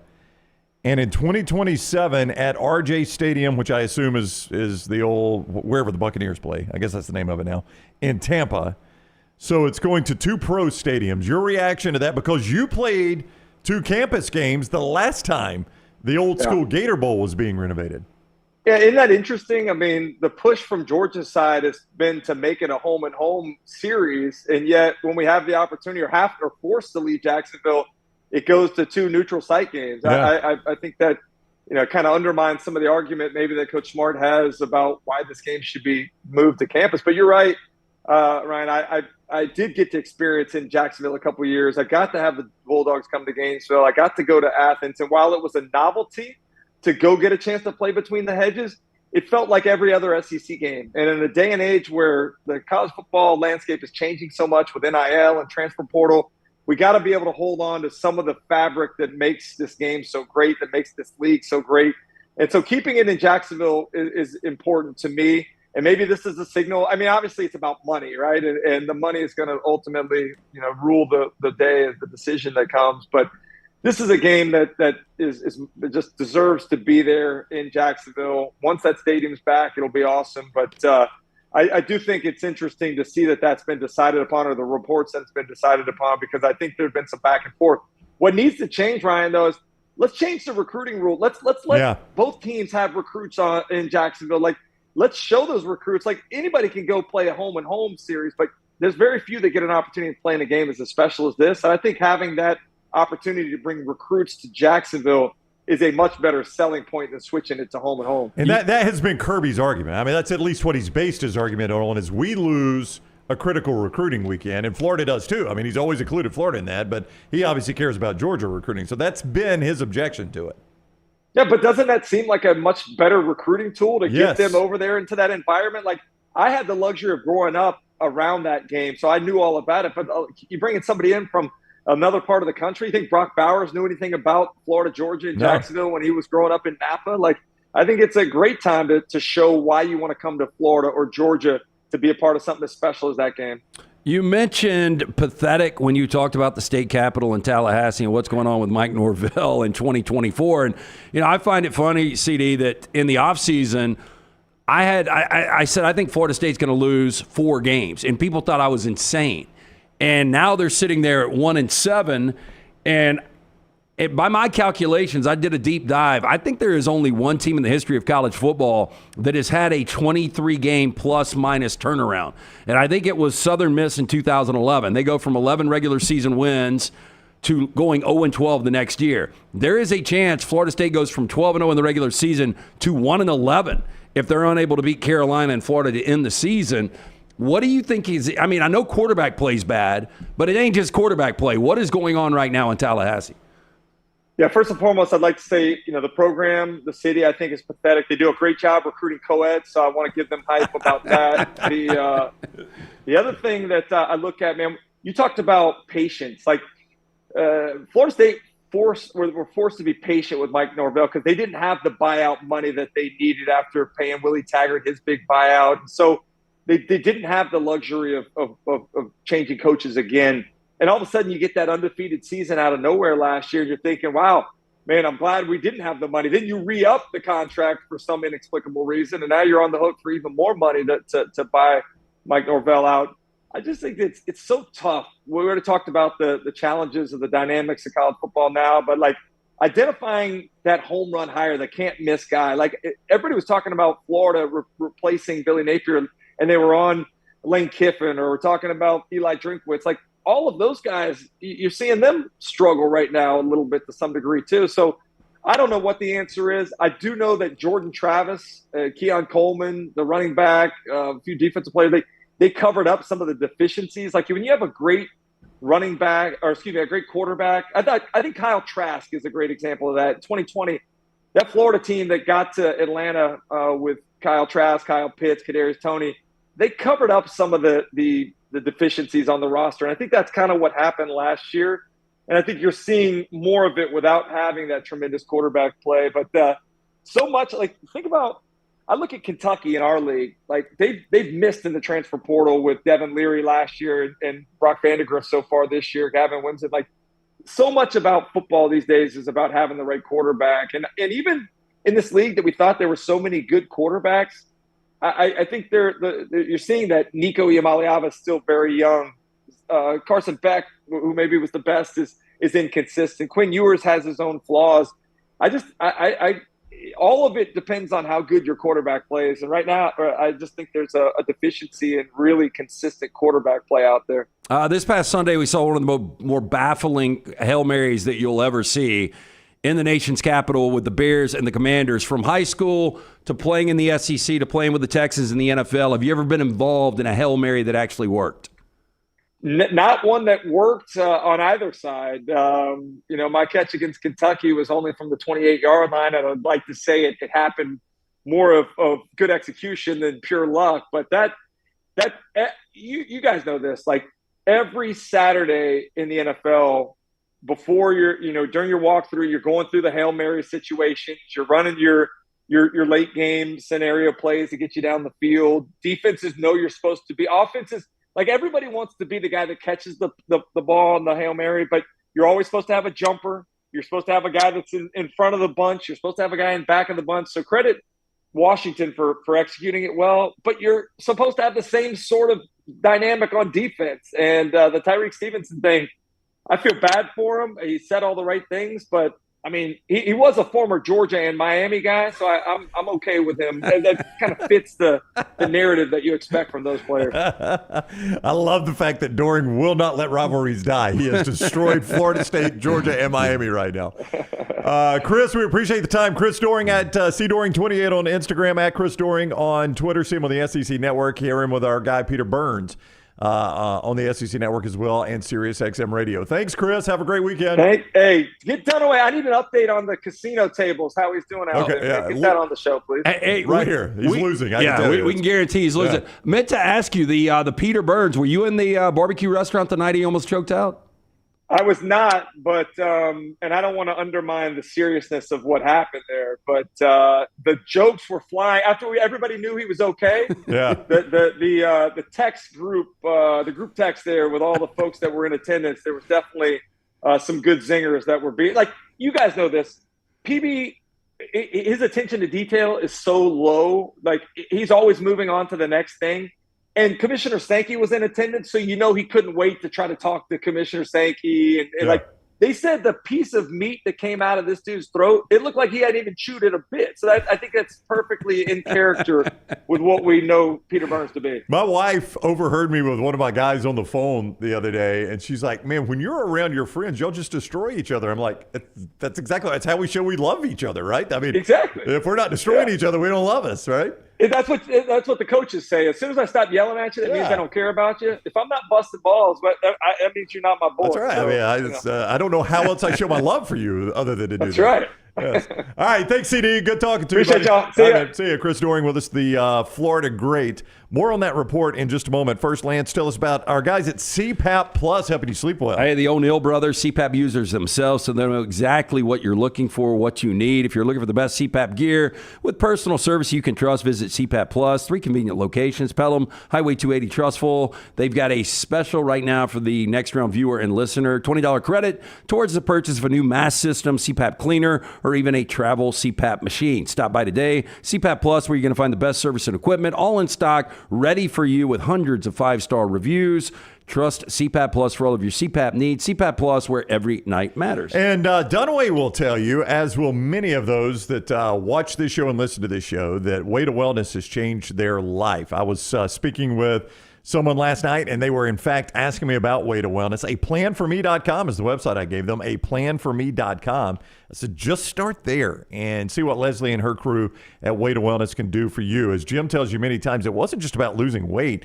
It was about getting numbers right, because you start with an evaluation, all your critical numbers, And then they develop a plan from that, not just some plan that everybody uses, but a plan for you. That is why the website is a planforme.com. If you're looking for a new career change, the business is so good at Weight and Wellness. So many people are benefiting from that. They're having to add to their staff as well. You can find their contact information there. A planforme.com. Go let Leslie and her board-certified staff evaluate you and see how she can help. A planforme.com. There are a lot of people that would suggest, well, I will tell you this. Our guy, the film guy, who comes on the show a lot, Brooks Austin, tweets this very thing. He's like, the ADs are wise to put this game into 2 pro stadiums because if it ever went on campus, it wouldn't go back. Now, Doering kind of disagrees. He's like, I played both. It's way better in Jacksonville. I would be curious. But you wonder how many of those are from his 18, 19-year-old memories of staying in Jacksonville. After 2 wins, right? I would be interested, though, Lance, if the fans ever got a taste of this game again in Athens and in Gainesville, would they ever want it back in Jacksonville? I don't know. I'm just not a big fan of the city of Jacksonville in general. I've heard. Yeah, I've spent enough time there.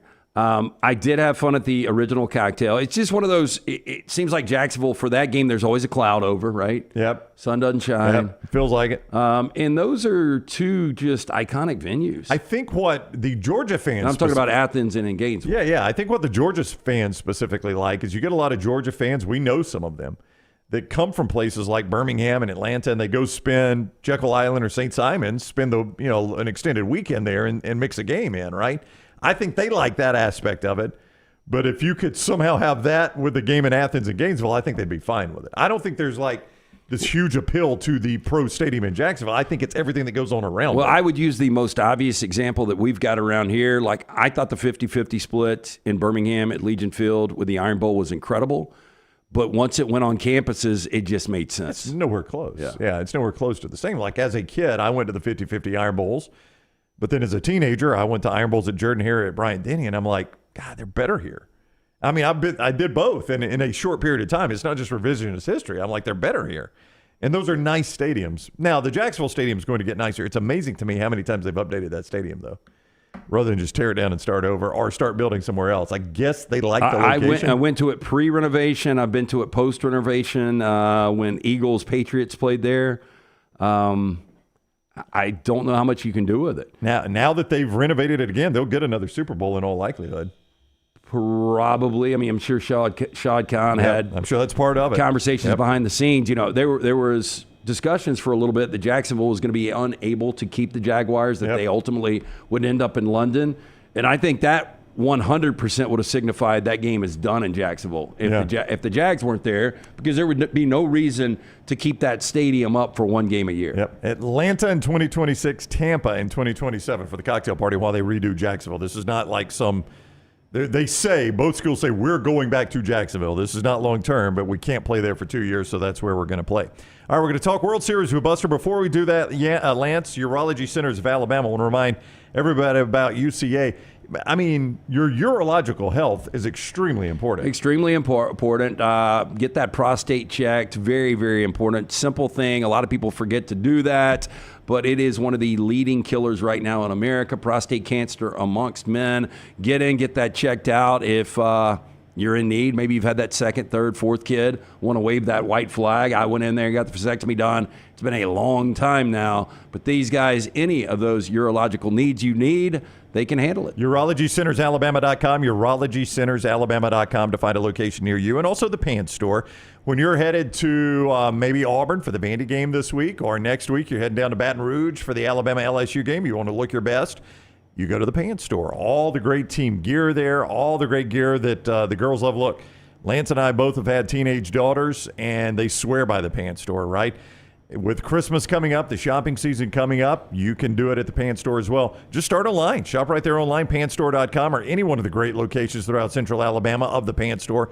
Penn store and pantstore.com. Look your best on game days. Major League Baseball with Buster Olney is next. Follow The Next Round on Twitter, Instagram, and Facebook at Next Round Live.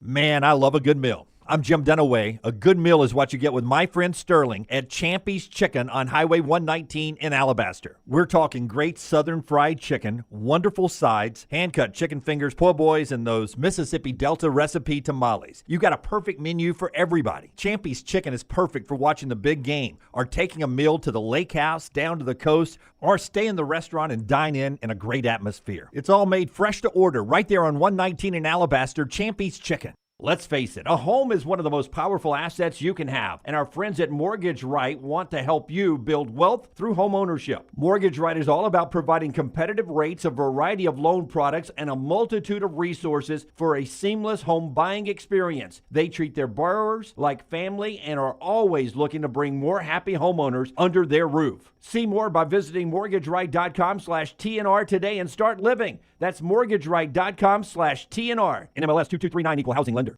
Happy football season. At the Next Round, we strive to make our loyal listeners feel like they're a part of the action all season long. My name is Emily Grace McWhorter, and I do that by bringing you along for any given Saturday in Auburn or Tuscaloosa. From pregame warm-ups, touchdowns that make you feel a part of the play, and everything in between, our goal is to make you feel like you're inside Bryant Denny or Jordan Hare. Follow along on our social media at Next Round Live on Instagram, X, and Facebook. Also, check out thebarnauburn.com and covercrimson.com while you're at it. Here's to Fall Saturdays. From the creators of The Next Round comes two new sites, covercrimson.com and thebarnauburn.com.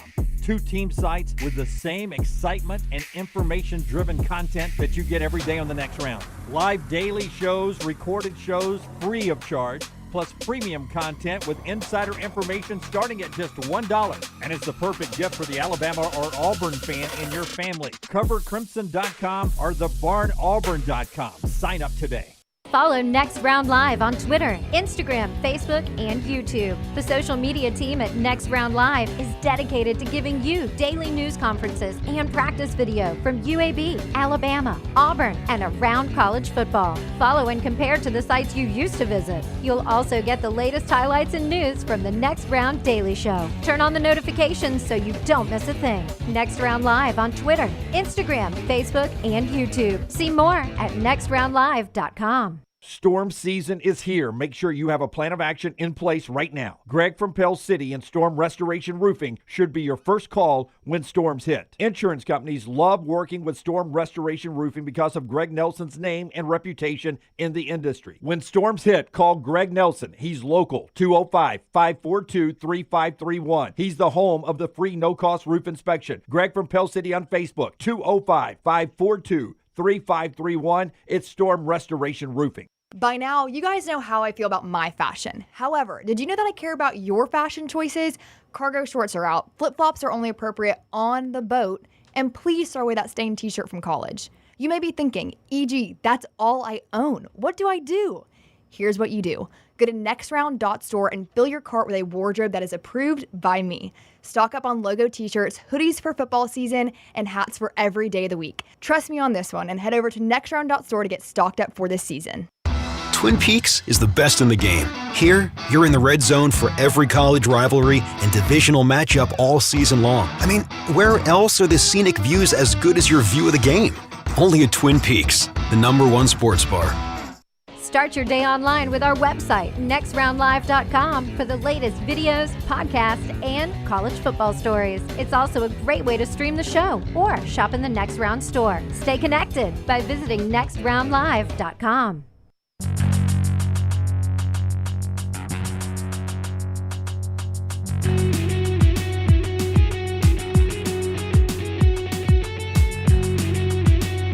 All right, we're about to look ahead to Game 5 of the World Series. Look back at Game 4 with ESPN's Buster Olney. That look ahead is going to be presented by Michelson Laser Vision. Yeah, make the phone call that I made over 2 decades ago. If you are wearing the eyeglasses, the contacts, you're wasting money each and every year. I'm speaking from experience. I now have the 2015 vision, better than 2020. Make the phone call, 205-969-8100. Ask for Amy. Tell her the Next Round sent you. She's going to hook you up with an absolutely free consultation. You have 0 to lose to find out if LASIK is right for you. Dr. Mark Michelson, Dr. Jen Michelson, best in the business. For more information, michelsonlaservision.com. 11-4, Yankees beat Dodgers to extend the series to a Game 5, staving off elimination. Did the Yankees wake up? Here is Buster from New York City, site of game number 5 tonight. Hello, Buster. How are you? I'm, doing great. Getting fired up for Game 5 today. How are you guys doing? Doing fantastic. It was for an 11-4 game. There was a lot to it. Let's start with the Mookie Betts situation in the first inning. You have watched a lot of baseball in your lifetime. Have you ever seen anything that approaches the bizarre nature of that scene? Absolutely not. We've seen situations where fans get caught up in the moment and they reflexively will reach out to a ball that's in play.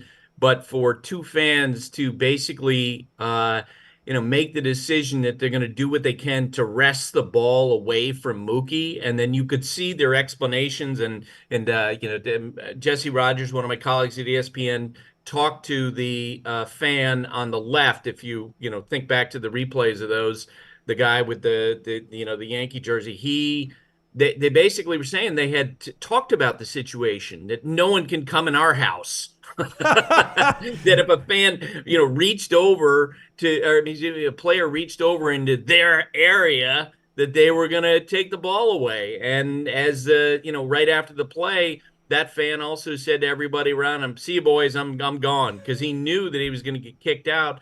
I'm just glad Mookie didn't get hurt, right? And the other thing that's interesting about that is that he told Jesse that he was told by Yankees people, because he's a season ticket holder, that he can come back for Game 5 tonight.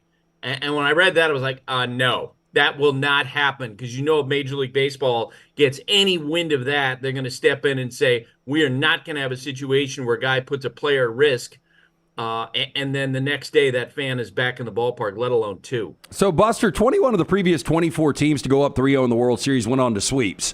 I said yesterday, very cliche, but for the Yankees down 0-3 with this lineup, it is literally one game at a time.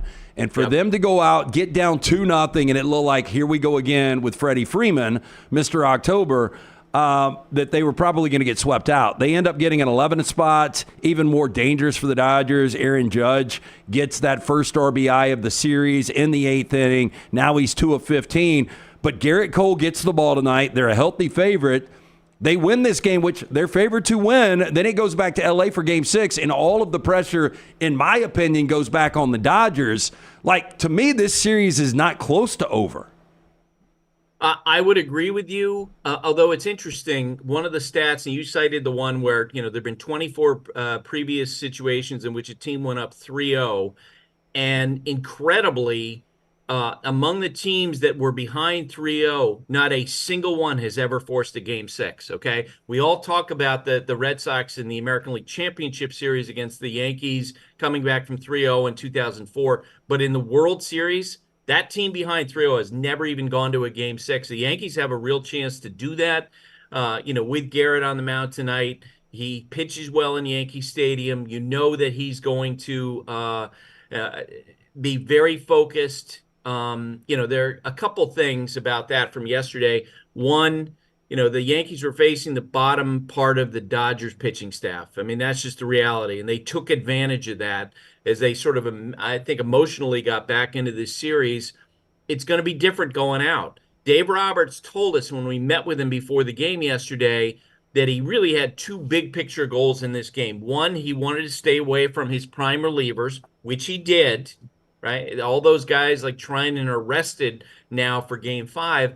But also he hoped that even if the Dodgers lost Game 4, that he would stress the key parts of the Yankees bullpen.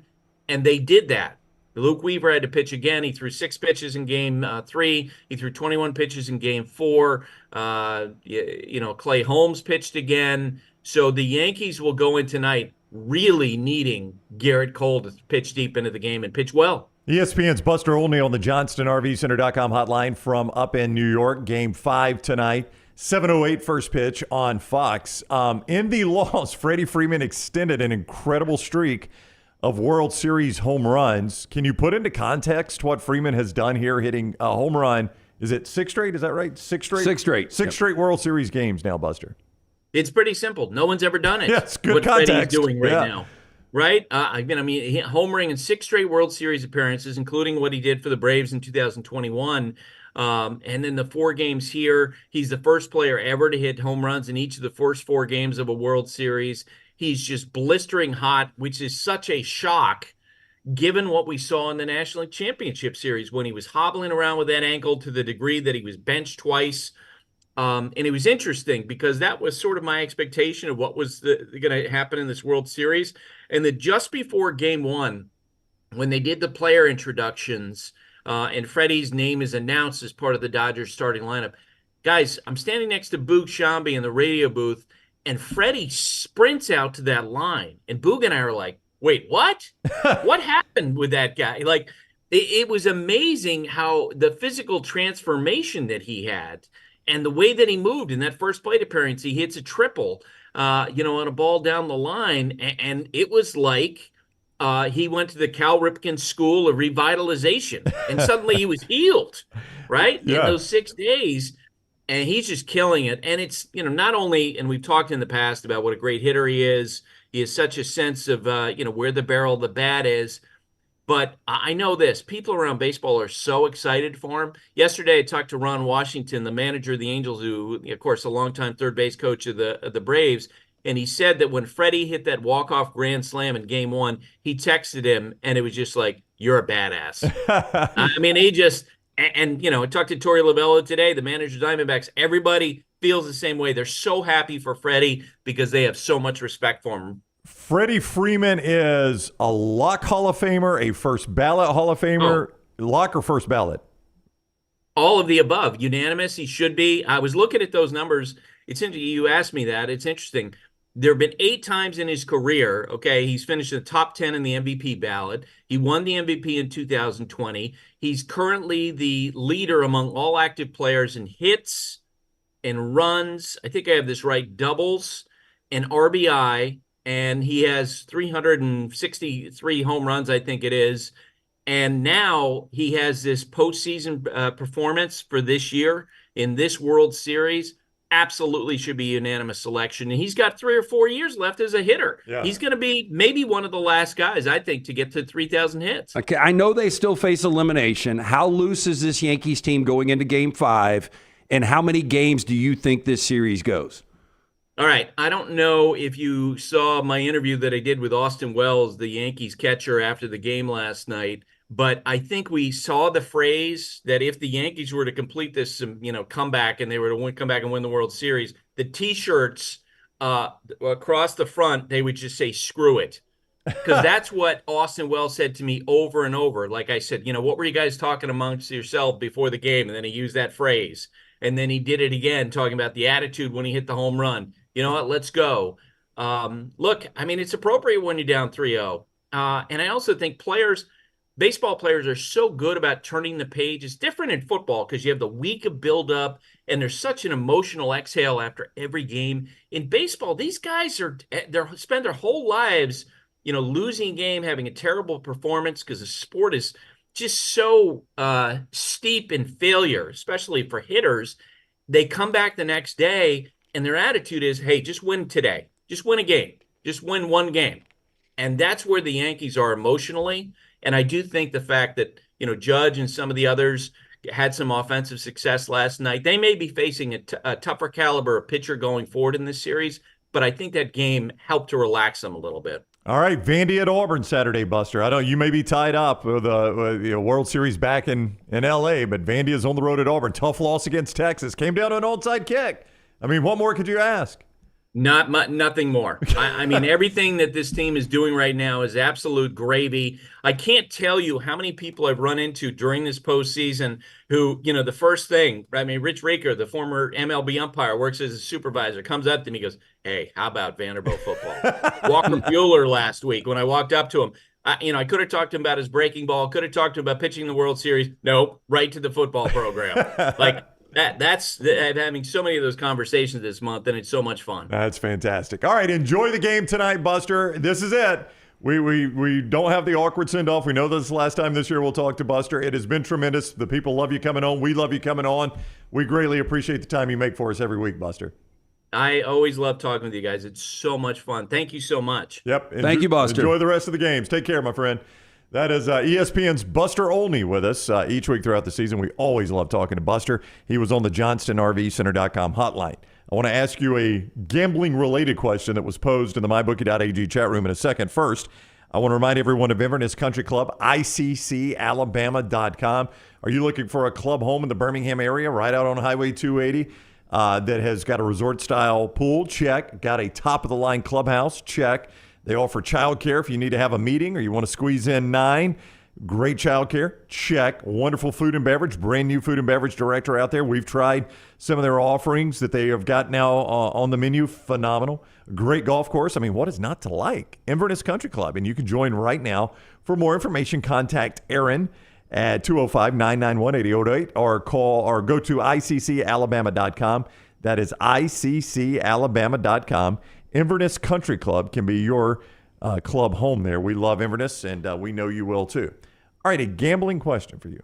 Would you play with his current streak, and I've got the number here, Freddie Freeman, to hit a home run or not to hit a home run in this game? I guess you can't play not to, right? You can only play to hit a home run. I'll give you the Vegas number. He is plus 400 to hit one or more home runs in tonight's game. What is the play there? He's hit one in 6 straight games. Okay, so there is not one to I not don't hit. see one to It would not be probably hit one. astronomical. So, yeah, there's probably not. He is not going to hit a home run tonight. Okay, so you would not play the plus 400. No, I think Garrett Cole's going to pitch pretty well. I think if he gives you 5 or 6 for Boone tonight, I think that's exactly what the Yankees are looking for. I do think there's a lot of pressure on the Dodgers. Again, this is not reverse psychology. Yeah. I think it's a dangerous game for the Dodgers. They lose this game going back to L.A., watch out. The only players... And by the way, that's going to infringe on our Friday night, not so much, but it's going to infringe on our weekend, is it not? Your weekend, not mine. Dodger fan. Game 7, will it find a TV? I'll pay attention to games. Is it what? It would be Saturday night? Saturday night, yes. Yeah, because I think Game 6 is Friday night. Texas A&M, South Carolina is a game I'm interested in. That Louisville-Clemson line is lower than I would have imagined. That game is in Death Valley, and am I right that Louisville's only like a 6.5-point dog in that? Yeah, and Louisville is underachieved to this point. I thought that they were going to be better under Brom this year with Tyler Shuck at quarterback. By the way, Ja'Cory Brooks, Alabama, they keep that guy around. What kind of a number 3? I guess he would have been a number 2. Bernard would have been the 3, but Ja'Cory Brooks is having a heck of a year. Louisville is just dangerous enough to take out a Clemson team because now that we've said this, and I think everybody's in agreement, Clemson and Miami are going to match up in the ACC championship game, but not if Clemson loses this game. No? Because the winner of SMU and Pitt, look, Pitt still got Pitt Clemson. would still play Clemson, so that could fix that. But I do think SMU with a win here, they are in the driver's seat. They absolutely are. Yeah, Freeman plus 400 tonight, by the way. I would not. Well, I mean, look, if you want to take a flyer, if you're a $100 player, put $100 to win 400. I mean, it's a fun bet to have. You should get 4 at bats. I was going to give you the guys that have better odds than him, just for perspective on this. Okay? I bet Judge has got better. Aaron Judge is plus 200. Otani's probably got better odds. Otani is plus 224 to hit at least one home run. Soto might. Plus 300 to hit at least one home run. Max Muncy might. Max Muncy, gosh, you're really good at this. Max Muncy, I'm not surprised, is plus 300. And then there's one more. Is it Mookie? Jazz Chisholm. Okay. Plus 400. Let me see if I can find Mookie's number on here. I don't see Mookie on here. That's interesting. Look, literally when he hit it last night, I had to do a double take, and I'm like, is this game 3? Yeah. Oh, Mookie's plus 400. I'm sorry, I did find it. Plus 400. There, so right there. But I had to do a double take. I'm like, I don't know how this game went at 7:08, but this seems like the exact same game we saw the night before. Yeah. MyBookie.ag, if you want to play one of those, by the way. MyBookie.ag is where you would go code next round to get double your initial deposit. You make your deposit, use code next round, they double it right there at MyBookie.ag. Should have asked you this, not on the fly, in a commercial break. Are you good for 4 downs right now? You got 4 downs ready to go? All right, Tyler.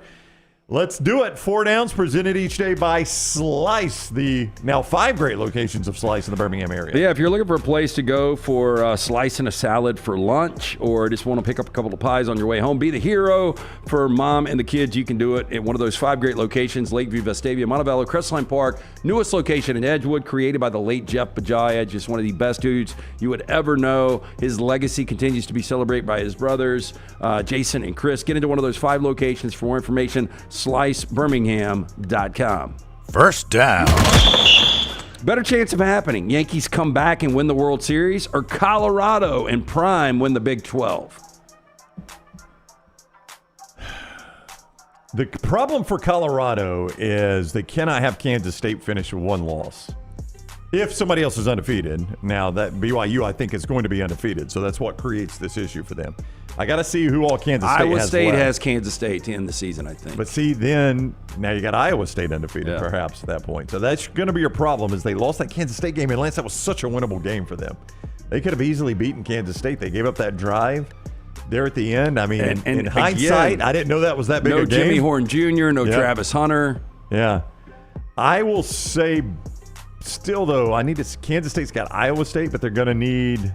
That will give them 2 conference losses, right? For Kansas State, yes, because they lost to BYU, and they lost going away to BYU. Then you have an Iowa State BYU problem. That's right. I watched that game too. I'm going to say better shot at the Yankees. I just think that Kansas State loss has put Colorado behind the 8 ball too much. Yep. Second down. More surprising season: Sam Darnold with the Minnesota Vikings or Diego Pavia with Vanderbilt. I'm a little less surprised in Pavia just because we saw him at New Mexico State. I did not think Sam Darnold, though, when you look at Sam Darnold, he's got weapons all around him. Yeah, but I would say this, Jeremiah Masoli, as good as he was in spots for Oregon when he transferred into Ole Miss, it just looked like he was so slow, kind of a similar quarterback to Pavia. And he just got eaten up by the SEC. And then you go to Vanderbilt where you've got less talent than every other roster there. I mean, for Pavia to be doing the things, and I know our boy Ush came in and was giving you hell about it yesterday. He was. He thinks we talk too much Pavia. How can you not recognize how good this guy has been? I am least surprised because I saw Sam Darnold do it at a high level. There's a reason he was selected number 3 overall, and Kevin O'Connell is one of the better offensive coaches in all of the NFL. That's what Daniel says, the MyBookie.ag chat room. I'm least surprised by Darnold because Kevin O'Connell is that good. Kevin O'Connell must be that good. Yeah. I mean, like Andy Reid is probably the godfather of offensive coaches in the NFL right now, the most respected. But you got Sean McVay, your guy's very well respected. Kyle Shanahan, if he ever wins a championship. Yeah. But, I mean, O'Connell's going to be on that list the way they're playing, and it's regardless of quarterback right now. I mean, like Kirk Cousins is not a Hall of Fame quarterback. They were a really good offense with him before he went to Atlanta. Then they get what might be the starter injured in the preseason, and they don't miss a beat. It's like whoever he has in there is good. Yep. Third down. More disappointing year, Jalen Daniels at Kansas or Aaron Rodgers with the Jets? Well, they're both 2-6, right? I can't believe Jalen Daniels has got one more touchdowns than interceptions. Again, you lose your offensive coordinator to Penn State. It's been different for the Nittany Lions. It's been different for Lance Leipold. I just didn't see Kansas taking this drop off. Either. Aaron Rodgers, I had no idea what to expect because we've seen one series of football in 2 years. Yeah, but I know what we expected was that they would challenge the Bills and the Dolphins for that division, and it's all Bills. Like the Dolphins aren't there to challenge either. Now that's been somewhat injury-related. Here's what I would say though, like the Jets defense isn't as good as it was last year. They do have more playmakers. Aaron Rodgers has now gone 30 games without a 300-yard game. He's not playing awful. Jalen Daniels in spots is playing awful, and I just didn't see that. I thought with a healthy Jalen Daniels, they had an opportunity to be a dark horse and win the Big 12. Yeah. I guess I would say I'm most – we talked about Kansas potentially going 10-2 with that schedule. When you looked at that schedule, we literally talked about Kansas being a college football playoff dark horse, and they are at the bottom of the Big 12. The only thing keeping them out of the Big 12 is another team I thought was a playoff dark horse, Oklahoma State. I mean, the fact that I find Kansas and Oklahoma State in the basement of the Big 12 really blows me away. I thought at least one of those teams would be really good, and they're both terrible. So I guess I'll go Jalen Daniels at Kansas. Fourth down. An ultimately better career, Lamar Jackson or Freddie Freeman? Well, Freeman has got something and may soon have 2 somethings that Lamar doesn't have. With 2 different teams. 2 different teams. Freeman has been the league MVP once. And Lamar's twice. But now Freeman is about to be a World Series MVP, which, to me, league MVP and World Series MVP, it's hard. I mean, I do think winning a championship in baseball, and your boy Bryce Harper is yet to do that, I think is a little different than a quarterback winning a Super Bowl championship, or a lot different, I should say.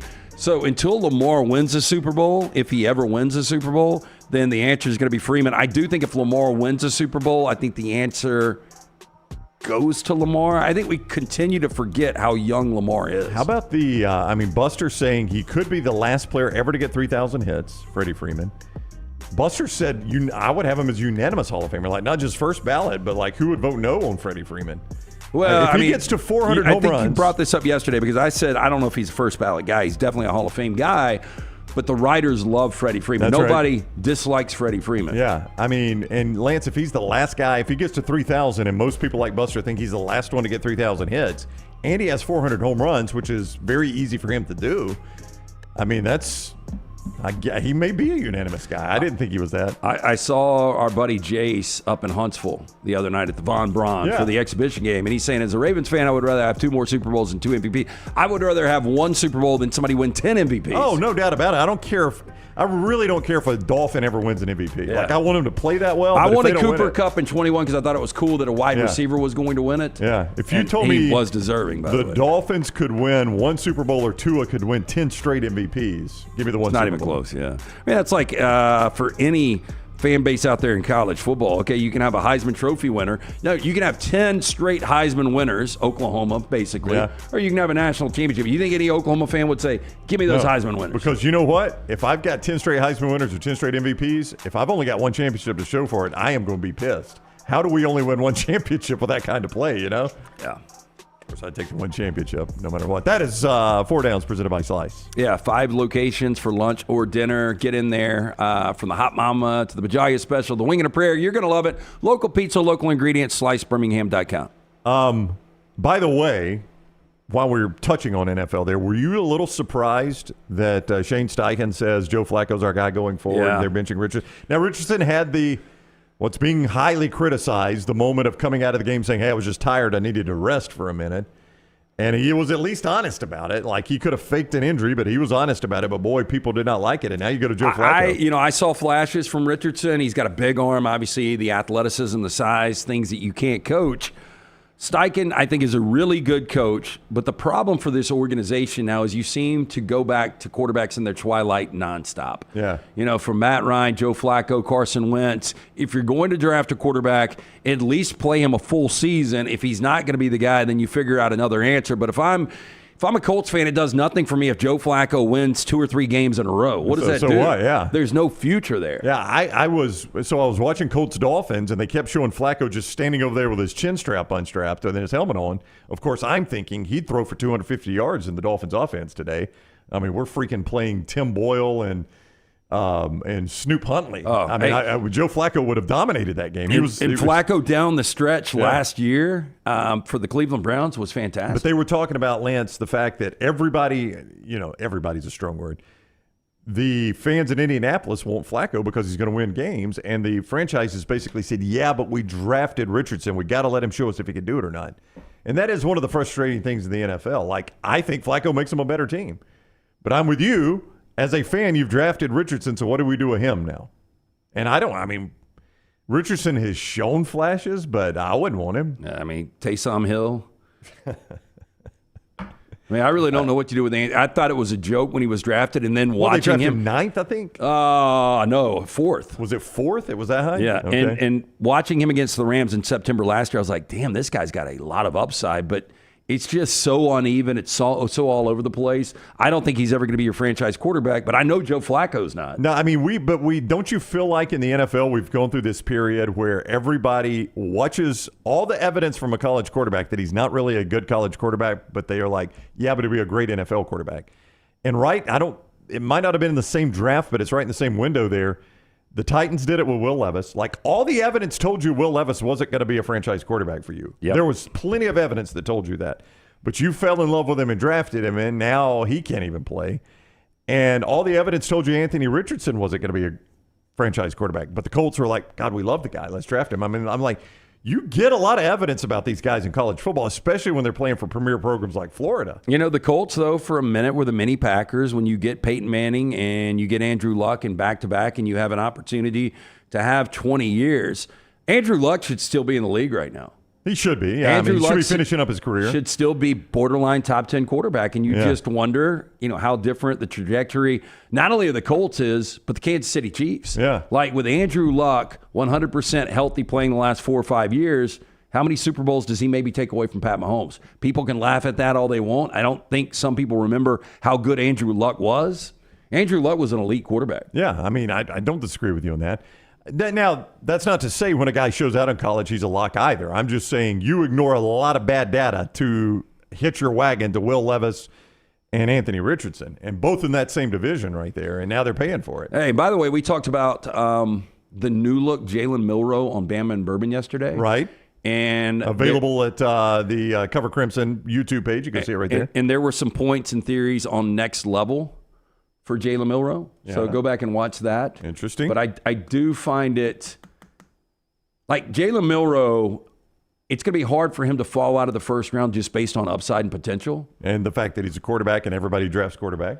But one of the reasons Anthony Richardson was taken so early was his ability, when a play breaks down, boom, gone. Jalen Milroe is, to me in college at least, far better than Anthony Richardson I think Jalen Milroe is what you get between Lamar Jackson and Anthony Richardson. Yeah. He's the middle spot between those two, yeah. Better passer than Anthony Richardson.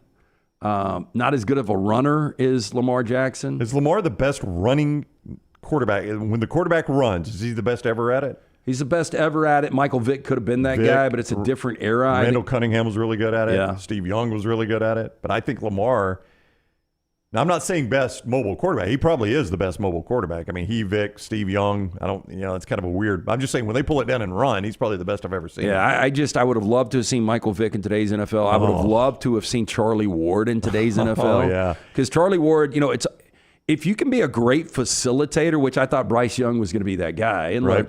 Still a lot of meat on the bone when it comes to Bryce Young, but I think Charlie Ward was just an incredible facilitator. One of the reasons he played professional basketball as a point guard, but just his ability to get the ball out, and then when he needs to pick up 6 or 7 yards with his legs, he was so shifty. He would have been tremendous. And he was great, probably still. Is he the best Florida State player of all time? You would put him in front of Deion? Would you put him in front of Derek Brooks? I don't know. I mean, they had so many great ones. Warwick Dunn? Peter Warwick. When you go Warwicks, all the Warwicks. Yeah, I don't know, man. Yeah, that's a tough question. But, Charlie Ward is right discussion. there. Yeah, I mean, he was the first to win him a national championship. Yeah, definitely in the discussion.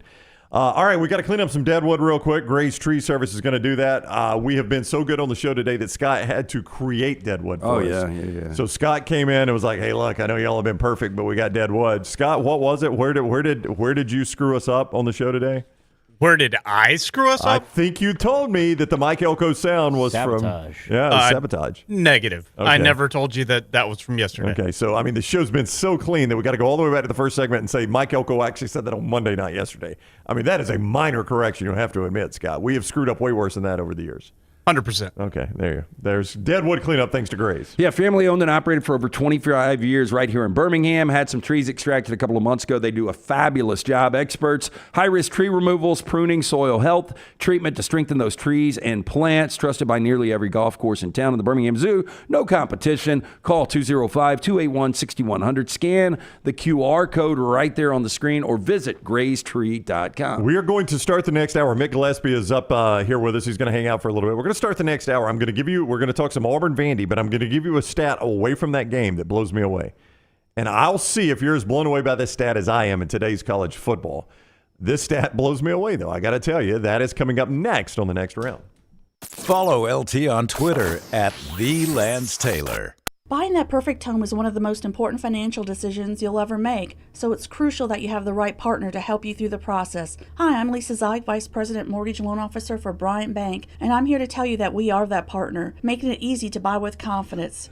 We offer a variety of mortgage products to fit your unique home buying situation. That kind of hassle-free approach might not be what you'd expect from a bank, but it's exactly what you can expect from us. Give me a call today or visit one of our 18 offices across the state of Alabama and let me show you what banking beyond expectation is all about. Are you tired of buying your CPAP mask and supplies online only to be disappointed? It's time to visit CPAP Plus, your locally owned and operated CPAP shop that prides itself on personal service. Come see what you're buying at CPAP Plus with 3 convenient locations in Pelham, Highway 280, and now open in Trussville. Drop by for a free CPAP checkup and free filters, no appointment needed. Plus, sign up for their giveaway for a chance to win a free travel CPAP machine. Just Google CPAP Plus or visit any of those 3 locations. Hey, Lance Taylor from the next round to tell you about one of our favorite places for breakfast, lunch, and dinner. That is Hamburger Heaven since 1982. Hamburger Heaven has been serving Birmingham's best hamburgers, cheeseburgers, French fries, hand-spun milkshakes, and sandwiches made fresh to order.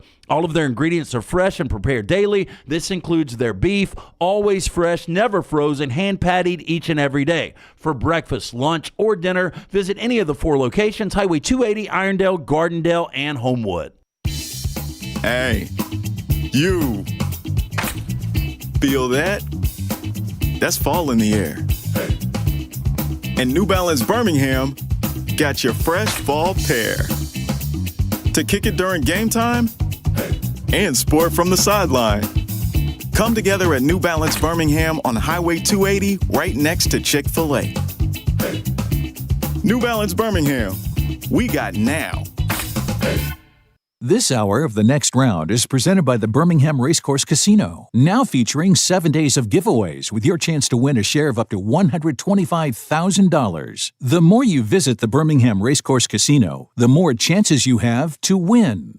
Just because you've quit going to the gym, it doesn't mean that you have to quit gym altogether. Dunaway, that is. With our Next Round podcasts open 24/7, 365, you can access gym anytime you'd like. While you may have done away with your treadmill routine, our version of Dunaway is standing by ready to get you back to your absolute best. Find all that lovely Jimmy D-led content on Spotify, Apple Podcasts, Google Podcasts, and in the podcast section of nextroundlive.com. This message is sponsored by Jimmy Crypto Inc. and Jimmy Crypto for President. Take TNR on the go with a podcast built for your satisfaction. Miss Hour 1? Find it in podcast form. Miss Hour 2? Stream it now. Miss Hour 3? Download it for later. Miss Hour 4? Well, just know it's never coming back. Listen to TNR wherever you find podcasts.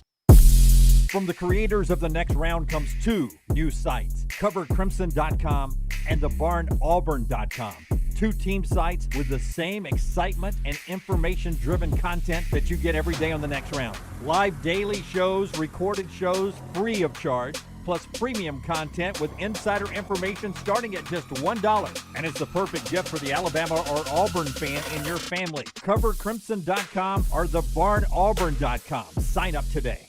Happy football season. At The Next Round, we strive to make our loyal listeners feel like they're a part of the action all season long. My name is Emily Grace McWhorter, and I do that by bringing you along for any given Saturday in Auburn or Tuscaloosa. From pregame warm-ups, touchdowns that make you feel a part of the play, and everything in between, our goal is to make you feel like you're inside Bryant-Denny or Jordan Hare. Follow along on our social media at Next Round Live on Instagram, X, and Facebook. Also, check out thebarnauburn.com and covercrimson.com while you're at it. Here's to fall Saturdays.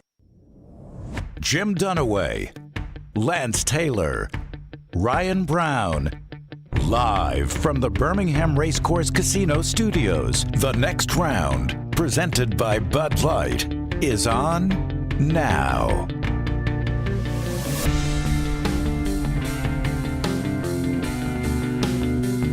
Champy's World Famous Fried Chicken brings you this hour of The Next Round. Sterling and the gang have thrown the doors open down there in Alabaster, ready to serve you a great lunch. Chicken fingers, those great sides, Mississippi Delta recipe tamales, Champy's Chicken, champy'schicken.com. Dunaway is out. He'll be back with us on Monday.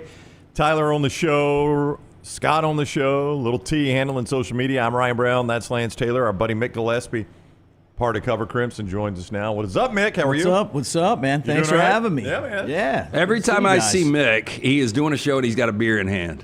Well, I was going to ask if it's too early. I mean, because I got one of You're these. kind of somewhat on vacation. You're from Lower Alabama, down in Daphne, Mobile, that area, and so you're out of your area code. So I mean, I figured second half of the show. Yeah, second half of the hour. All right, yeah, 11:30. For trash. You'll get one for trash. I'll have one with you. All right, let's do it. It is Wednesday, right? Timmons, the MyBookie.ag chat room says he hung out with you and Coker last Friday in Tuscaloosa and had a blast. Yeah. I think it was good to see Timmons and the entire crew. We had a.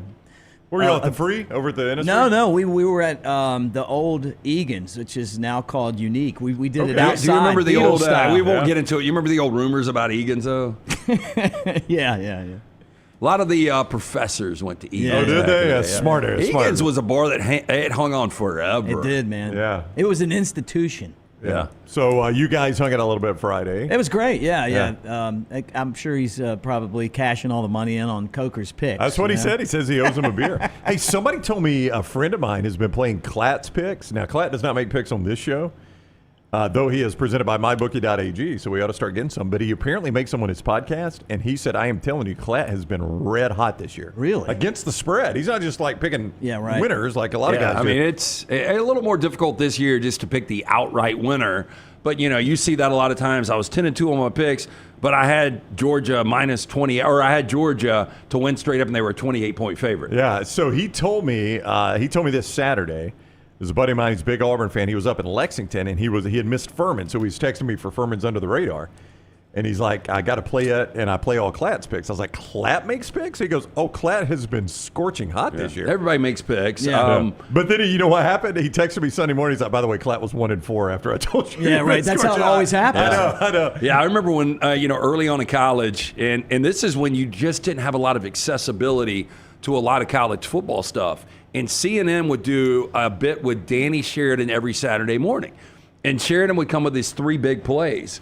And one fall, Sheridan was really hot. He was basically 2-1 every Saturday. And so, we'd all get together and pool our money and play whatever Danny Sheridan said on CNN. It's just amazing. Now you get 24-hour coverage on college football, and we'd had to find little pieces here and there. Yeah, or like reading the old box score in the Sunday newspaper for baseball. You know what I mean? Yeah. Like the world of sports has changed so much because of technology. So let me get your opinion on this Alabama team. It is hard to believe, and we brought this up earlier, going into Week 10, there's only one undefeated team in conference play, and that is Mike Elko in year 1. Now it's 7-1 and 5-0 in the SEC. Alabama has absorbed the 2 losses. I do think going into the bye, a lot of momentum with the 34-0 win, pitching a shutout. But doing Cover Crimson, talking with Bama fans, jumping around the state all over the place, what do you get the feel for this Alabama team, and more importantly for Kalen DeBoer and what that approval rating is right now? Yeah, man. Like it's a mixed bag, right? I'm on there with Mike Johnson. He's kind of got his opinions. Jake Coker, Clint Lamb. I do shows with those guys. And my feeling is even with that 34-0 win Saturday, I just see a lot of issues. And I think Alabama really needs to do 3 things to get it turned around. And the number one thing is discipline, whether it's penalties or the way that the guys act, which then I hope that gets better. It's something that we really didn't see in the past. But the third down efficiency hasn't been good on both sides of the ball. They were 2 for 9 in that Missouri game on offense. The defense was a lot better. And I think Milroe has to run the football. I think if they do those 3 things, then they'll be good. But I gave them a C+, the team and DeBoer, for the first half because I think they could easily be undefeated. I mean, if they would have took Vanderbilt more seriously, I think they would have beat them. Well, if they don't turn the football over. Right, but I don't think they went into that game thinking they're going to lose to Vandy. And then the Tennessee game, they were clearly better than Tennessee. They just didn't win. And it's a shame. I mean, they should have been up 17 or 21 points in the first half. But I love Kalen DeBoer. With that said, I really like the way that he is kind of the way that the program's building outside of the football. I see him with the police officers, and he's introducing those guys to the players, and the longtime photographer, and he brings in kids, and meet the players. There's a lot more to football than just football, and I think he's done a good job with that. And he knows how to win. But it's a transition. These aren't all the guys that he recruited, and you try to make the best out of what you got. I'm just looking for this team to take a step, and that's the thing to me, Ryan, as I look at them and I go, I don't know if they're any better now than they were second half of Georgia. Yeah, one of the 3 things you said there, do you think Alabama fans wanted to see Milroe in every game while it was close? You're not going to do this whole game if it gets to be a blowout. Run as much as he did in the first half against Georgia. There were a lot of called and designed runs. They knew they had an advantage there. But do you want your quarterback running that much? Like you do? You think so? Yeah. Because every Alabama fan I hear is like, God, I wish Milroe would run more. Yeah, that's how I feel. You got to run him, and that's his weapon. That'd be a lot of runs for a quarterback. I get in trouble from Bama fans for being on the Milroe bandwagon, and it's not that I'm like It's just that I look at it like this. When you're the starting quarterback at Alabama, I've been covering the team for, 30 years. I know, Lance, it doesn't look like that because I'm a you're so young. Guy. Absolutely. But you know what I mean? Like, the backup quarterback's always the most popular guy, right? And then you go to the backup, and then you realize that guy's not ready unless you're Tua, right? His secret weapon is that he can run. I mean, really, he's a better running back than the running back.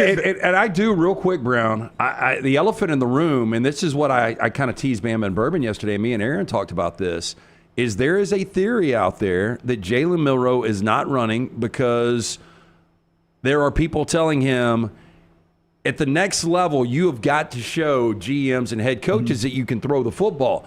My whole thing is your reigning MVP is Lamar Jackson. That's the right. reason he is so dangerous is his ability to take off and change the game with his legs. Alabama looked like the most dominant offense in all of college football when he was doing it. The first 4 weeks, he went 75-plus in 3 of those games. He went 117 and 2 touchdowns on the ground against Georgia, and it's looked different. Like, he had 18 carries against South Carolina, but there was, like, hesitation. It's not what we saw, just the acceleration. And I think his best bet at the next level to be a franchise quarterback is utilizing his legs. So I'm sure you probably heard the theories. Yeah. Or, I thought he was hurt.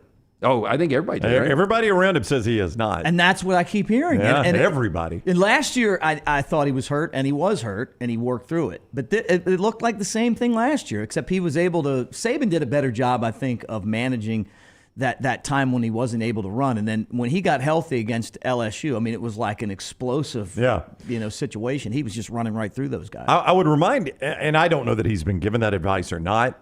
That is one of the many theories out there. But I would remind anyone that says that, whether they're giving Jalen Hurts advice or if they're just being an analyst, that the Sunday where former NFL coach Rex Ryan was on ESPN saying, why is this guy not the number 1 overall pick? Why does everybody say Beck should be number 1? Yeah. Why would you not take Milroe? The Sunday that happened was the Sunday after Jalen Hurts had run for 117 yards and also gone 27 of 33, 374, 2 touchdowns, and only 1 interception. Yeah, it's almost like, I don't know this, but it's almost like Nick Saban would have taken that clip and said, hey, look, we're at our best when you are instinctive. Right. And this is what coaches, respectable coaches like Rex Ryan are saying at the next level. And, if that would be my clap back, if in fact that is true, maybe Jalen Milroe's just not seeing the windows that he had in the past. Maybe he is a little gimped up. He's just not admitting it. I don't know. I will agree with Rusty, though, in the mybookie.ag chat room. Some of the called runs have become a little bit predictable. That play they had so much success on where they pull Booker and he's out front blocking, teams have started to defend that a little bit better. And they haven't been able to run that as much. I mean, against Georgia and early in the season, anytime they called that play, it was an easy edge for Milroe, and that's just not really there anymore for them. So, I mean, I'm sure, that's on Nick Sheridan and Kalen DeBoer to come up with, okay, people have started defending this. What do we do off that now, right? How do we take advantage of them overplaying that? Yeah, I interviewed Rex Ryan one time on a Cubs broadcast. Really good. Really? Dude. Yeah, I always liked him. Rex Ryan. Yeah, I asked him about his dad. I remember his dad, Buddy. Yeah, Buddy Ryan in the Bears, and then he was the coach of the Eagles. Yep. But really good dude. But yeah, I mean, like the bottom line to me is, and what I always liked about when Kalen DeBoer took over and he's talking about Milroe and he's like, I just want him to go out there and play ball. And I think that when he's at his best, he's going out there and playing ball. And we've all played sports, and there's just those guys that are super athletes like him that can do things that, you're going, well, this guy's different. And for him, he can throw. I mean, we saw it against Georgia, right? But what really makes him dangerous is when he's running. And you saw it in the second half of the Missouri game. All of a sudden, there was the runs again, and then it changes the way you can defend him. So I'm hoping that moving forward, and I think that Alabama's better in that area. More so magnified against Tennessee because, my point of view in that game is it looked like he had 6, 7, 8 times where he could have taken off for 6, 7, 8 yards. Right. And he just seemed really hesitant. And that, to me, was kind of the difference in that game. I mean, obviously the accuracy was off in that game, and the offense in the second half just didn't play well. But, this does still seem to come down to a one-game season next week in Baton Rouge, which I think would Alabama fans have signed up for that? One game in Baton Rouge against LSU to get to a college football playoff. Probably so. I don't think you thought it would go the way it has, where you're so impressive against Georgia and lose to Vandy. I think they would have thought maybe it's the other way around. You drop the Georgia game, maybe you drop the Tennessee game. But yeah, I think most Alabama fans would have signed up for that. And you still think Alabama's favored in this game? Well, it depends on how this weekend. Well, I guess they're it both does off. depend on how this weekend plays out. I think Alabama will be a 1.5 point favorite. Okay. Really? Yeah. Well, then I think that's better than most Alabama fans. And that's more based on the way Alabama looked in the second half against Missouri, not that we believe Missouri's a really good team, and then more so the adjustments Elko made. And I think Vegas is going to look at, well, Marcel Reed cut that team up on the ground in the second half. Yeah, he did. What's Milroe going to be able to do against them? I mean, it's a legitimate question, right? We'll talk more about that game. I also want to talk about Auburn and Vandy in just 1 second. A reminder, Johnston RV Center, I-65, exit 304 in Coleman, 334 in America will help you see, 334 in Decatur will help you see America. Decatur, in fact, part of America. You could see that right now at Johnston RV Center. They love the United States military the way we do on this show. They give you a great discount there, just as a very, very small way of saying thank you. Find out more at Johnston RV Center, whether you're active duty or a veteran. $145 a month, that's where travel trailers start. Fifth wheel savings more than $45,000. Also, RV warranty forever. Make sure you've got a lifetime warranty on anything new or qualifying pre-owned at Johnston RV Center, johnstonrvcenter.com. Auburn is still a 6.5-point favorite over Vandy. I mentioned that a lot of Alabama fans might be surprised that they were a 1-point favorite over LSU. I think almost everybody was surprised when this point spread came out at 6.5, Auburn and Vandy. Because I viewed this as Vandy played Texas really close. This may be like Auburn favored 1 or 2. First of all, you were surprised at how big Auburn is favored in this? Yeah, it's still the Vanderbilt name. They have not adjusted the brand. No, it is. But they haven't adjusted to that. Yeah, I don't know if they really have, because you go back to Texas, and I said this from the rabbit hole on Friday. I don't think Vanderbilt is 21 points less than anybody right now. But I didn't have the balls to play Vanderbilt plus 21 against Texas, because you just never know. And there you go. It came down to an onside kick. And Vanderbilt, once they were down 21-7, they still hung with Texas. Do you guys know who the leading rusher right now in the SEC is? I think you probably do, because you looked up Pavia yesterday. Yeah, but it doesn't jump off. Hunter? It's Jarquez Hunter is now your leading rusher right now in the SEC. And I do think he's going to have opportunities against Vanderbilt. They're favored for 6.5 or 7 for a reason. This Vanderbilt season has been fun, but I think Auburn at home wins this weekend. Now, I talked about this, and you talk about getting some flack, but I said at one of our shows on Monday with Clint, I said that I think that if Alabama doesn't start to improve, that Iron Bowl could be a really tough game for him. And I know Alabama fans don't want to hear it, but I'm watching the way that Alabama struggles at times to stop the run, and then I watch the way that they played. And Auburn's lost all these games, but they've given them away. They're not as bad a team as the Reds. Man, I've watched them. I've watched a bunch of their games. So they're going to and DeBoer doesn't really know what he's getting into yet. Like he try to figure this thing out, this Iron Bowl. My first Iron Bowl was the '96 Iron Bowl at Legion Field, and I had no idea what I was walking into. Like, I thought I did, but then you go in there and see it, and it's a different animal. Yeah. Saban was the same way. Remember Saban? He's like, we take every game, they're all the same. And then after that first Iron Bowl. You guys help me out. How many times has an Iron Bowl came down to eliminating somebody from the postseason? I mean, it's happened.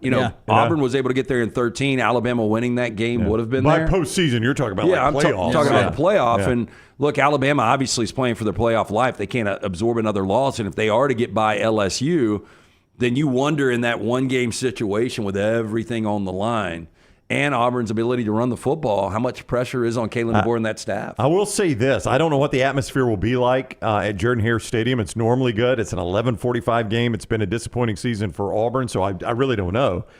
But somebody mentioned to the mybookie.ag chat room, they think the number is this big because Vandy has struggled on the road. They did lose at Georgia State. There can't be any atmosphere in that game. It's the old Turner Field. I don't know what they call it now, but it's a converted baseball stadium. Right.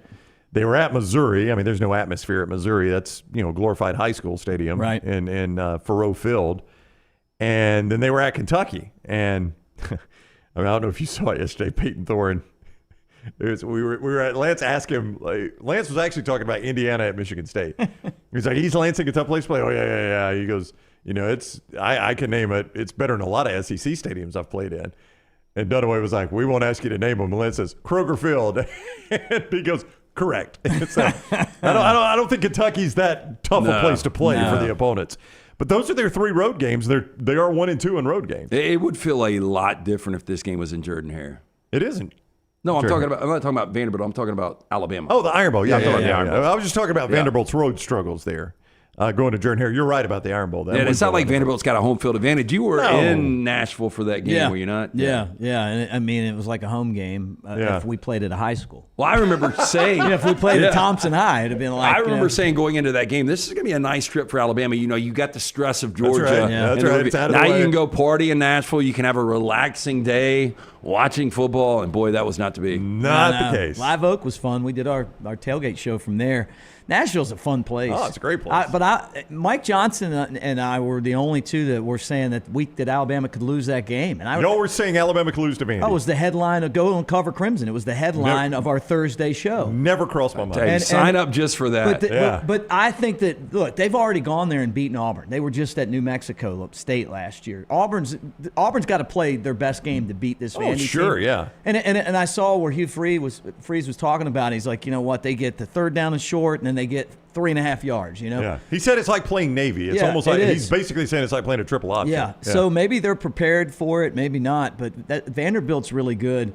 I feel like this for Alabama. If they beat LSU, I think they'll have a lot of steam going into the Iron Bowl. I would feel a lot more comfortable, Alabama-wise, win that game, beat Oklahoma, and you go into that game and you got a lot to play for. I'm not looking at it as like going, well, I think they're going to be stressed out or I think what I worry about is when Alabama doesn't have something to play for, because that's when they've stunk. I mean, think about it. Now it was under Saban, but the years where they didn't have anything on the line, they would lose those games. Okay, you guys help me rack my brain. Diego Pavia right now is 3-0 all time against in-state teams.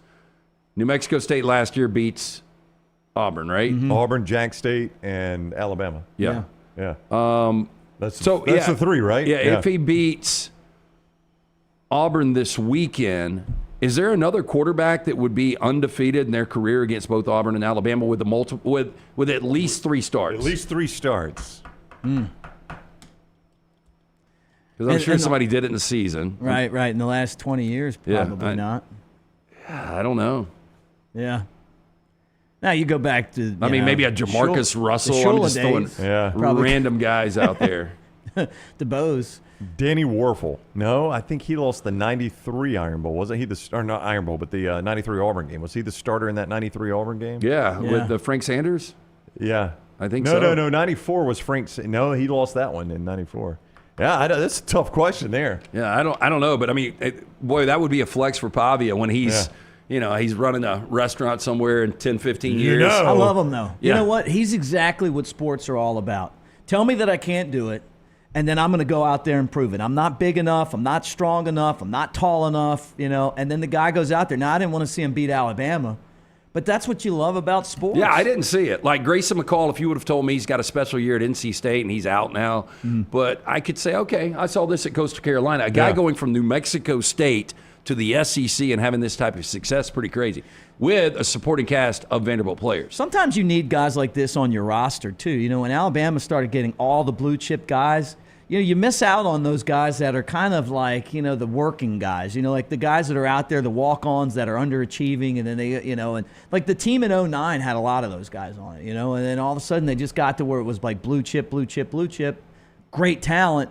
But it takes personalities as well. It's like AI. I mean, it's great stuff, but there's a human element that's part of it, right? I mean, it's hard to believe the biggest disaster in Alabama history over the last 17, 18 years was 2010 with the 3 losses. Yeah. And this could become the biggest disastrous season in year 1 under DeBoer. It's like this, man. I know. It could go like this. Like if they pull it together, then they could run the table easily. It's not like there's a bunch of problems here. It's a couple things here. It's a couple things there. And I don't want to sound so pessimistic. And that's why on the Cover Crimson message board, like the people get into the debates. No, I want the thing to go like this. And it's this close. Yeah.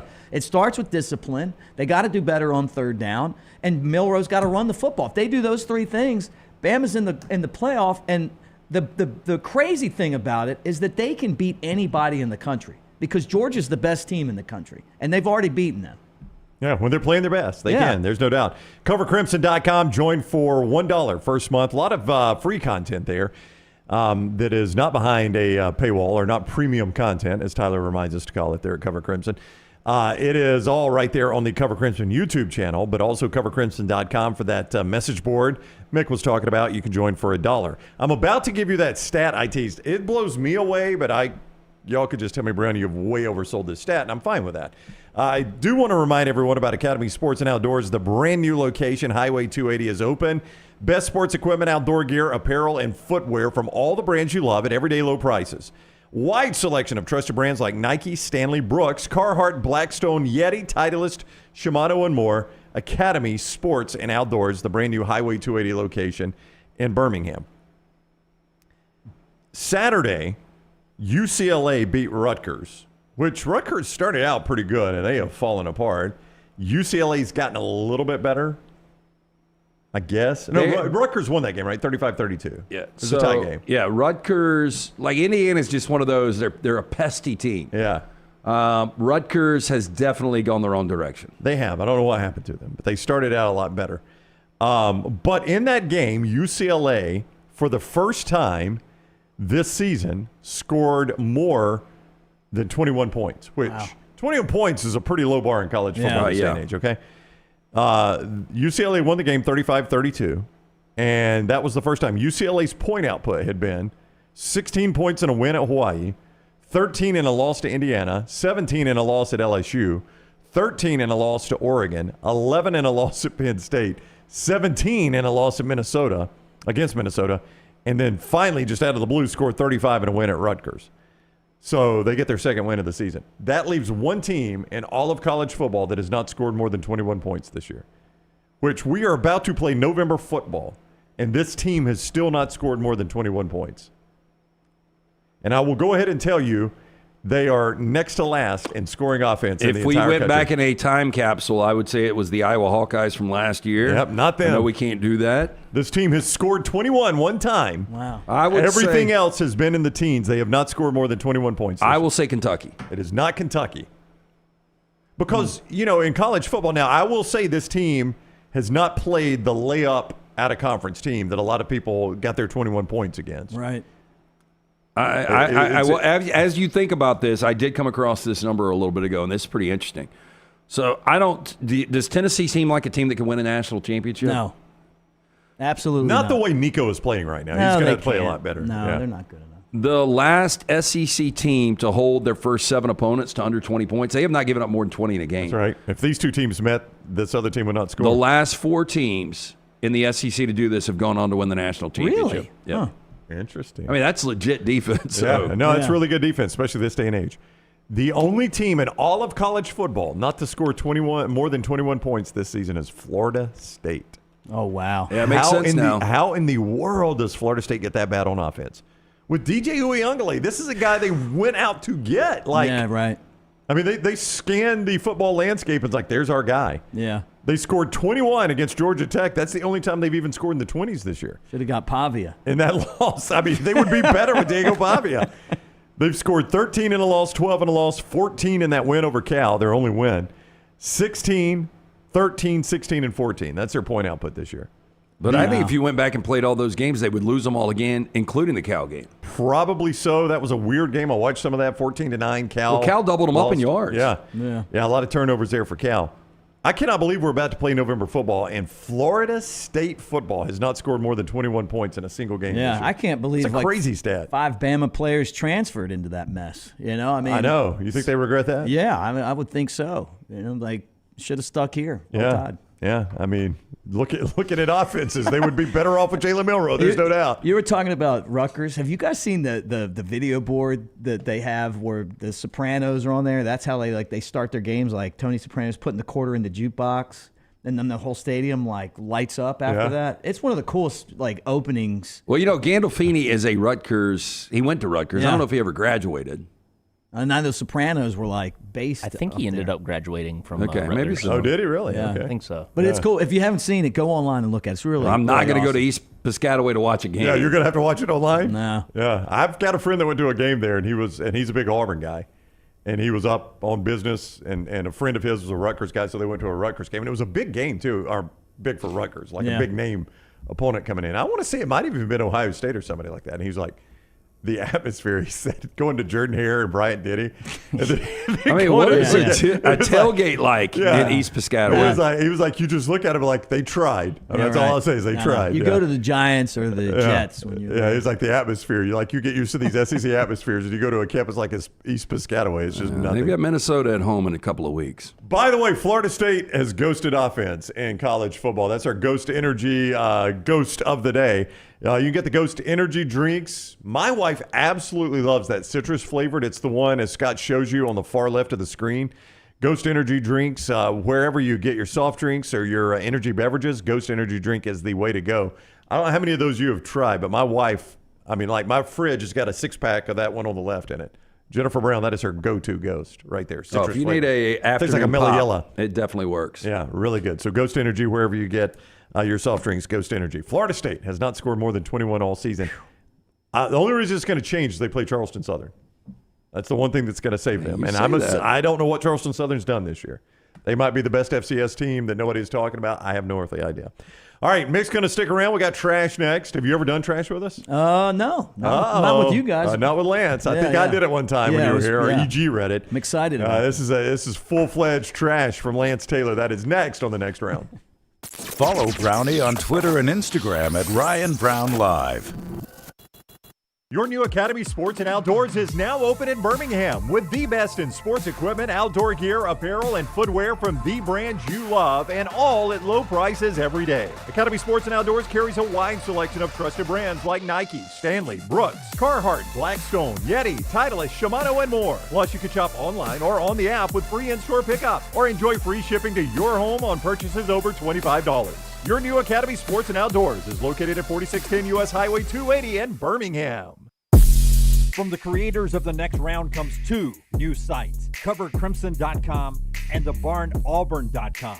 2 team sites with the same excitement and information-driven content that you get every day on The Next Round. Live daily shows, recorded shows, free of charge, plus premium content with insider information starting at just $1. And it's the perfect gift for the Alabama or Auburn fan in your family. CoverCrimson.com or thebarnauburn.com. Sign up today. A legendary coach once said, "It's not the will to win that matters. It is the will to prepare to win." Hi, I'm Bobby Humphrey, Vice President of Business Development for Bryant Bank, and I can tell you that our Bryant bankers have the dedication and experience to put together a financial game plan that is right for you. At Bryant Bank, we specialize in community banking and offer personal and business loans, checking and savings accounts, mobile banking, and treasury management services. Stop by one of our 18 offices across the state of Alabama to find out what unbeatable service and legendary results are all about. Hey, this is Matt Roth, the franchisee of Walk On Sports Bistro in Birmingham.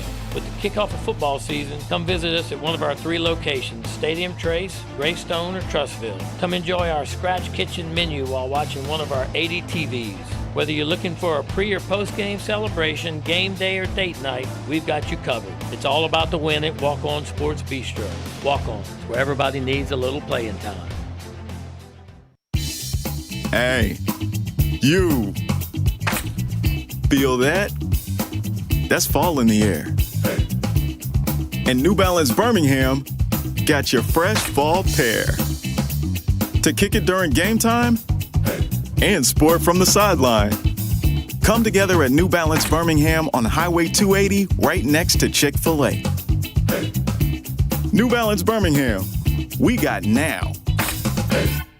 Follow Next Round Live on Twitter, Instagram, Facebook, and YouTube. The social media team at Next Round Live is dedicated to giving you daily news conferences and practice video from UAB, Alabama, Auburn, and around college football. Follow and compare to the sites you used to visit. You'll also get the latest highlights and news from the Next Round Daily Show. Turn on the notifications so you don't miss a thing. Next Round Live on Twitter, Instagram, Facebook, and YouTube. See more at nextroundlive.com. If renting is putting a dent in your bank account, here's your sign from the universe that it's time to buy a new home. And who better to help you through the ins and outs of home buying than our friends at Mortgage Right. With Mortgage Right, you don't have to worry about becoming a short notice mortgage expert because they do all the heavy lifting for you. They're trusted mortgage professionals and they'll help you choose the right mortgage option and stand by your side every step of the way. Visit mortgageright.com/TNR to buy before renting runs you dry. That's mortgageright.com/TNR. NMLS 2239, Equal Housing Lender. Remember the name Way to Wellness if you're battling weight loss in your life. I'm Jim Dunaway from The Next Round. There was a time I was over 216 pounds until Way to Wellness helped me lose 45 pounds, and now for over 2 years, they've helped me keep that weight off. Here's their website, aplanforme.com, aplanforme.com. That's a great name for a website because there's no cookie-cutter plan. Everything is designed specifically for you. No contract, no sign-up fees, and your first consultation is free at Way to Wellness. Our friends at Milo's Hamburger invites you to join them in the fight against hunger in our local communities by bringing non-perishable food items to your local Milo's, including canned goods. When you donate a canned good or any non-perishable food item, Milo's will give you a free drink. Together, we can make a difference. Start your day online with our website, nextroundlive.com, for the latest videos, podcasts, and college football stories. It's also a great way to stream the show or shop in the Next Round store. Stay connected by visiting nextroundlive.com.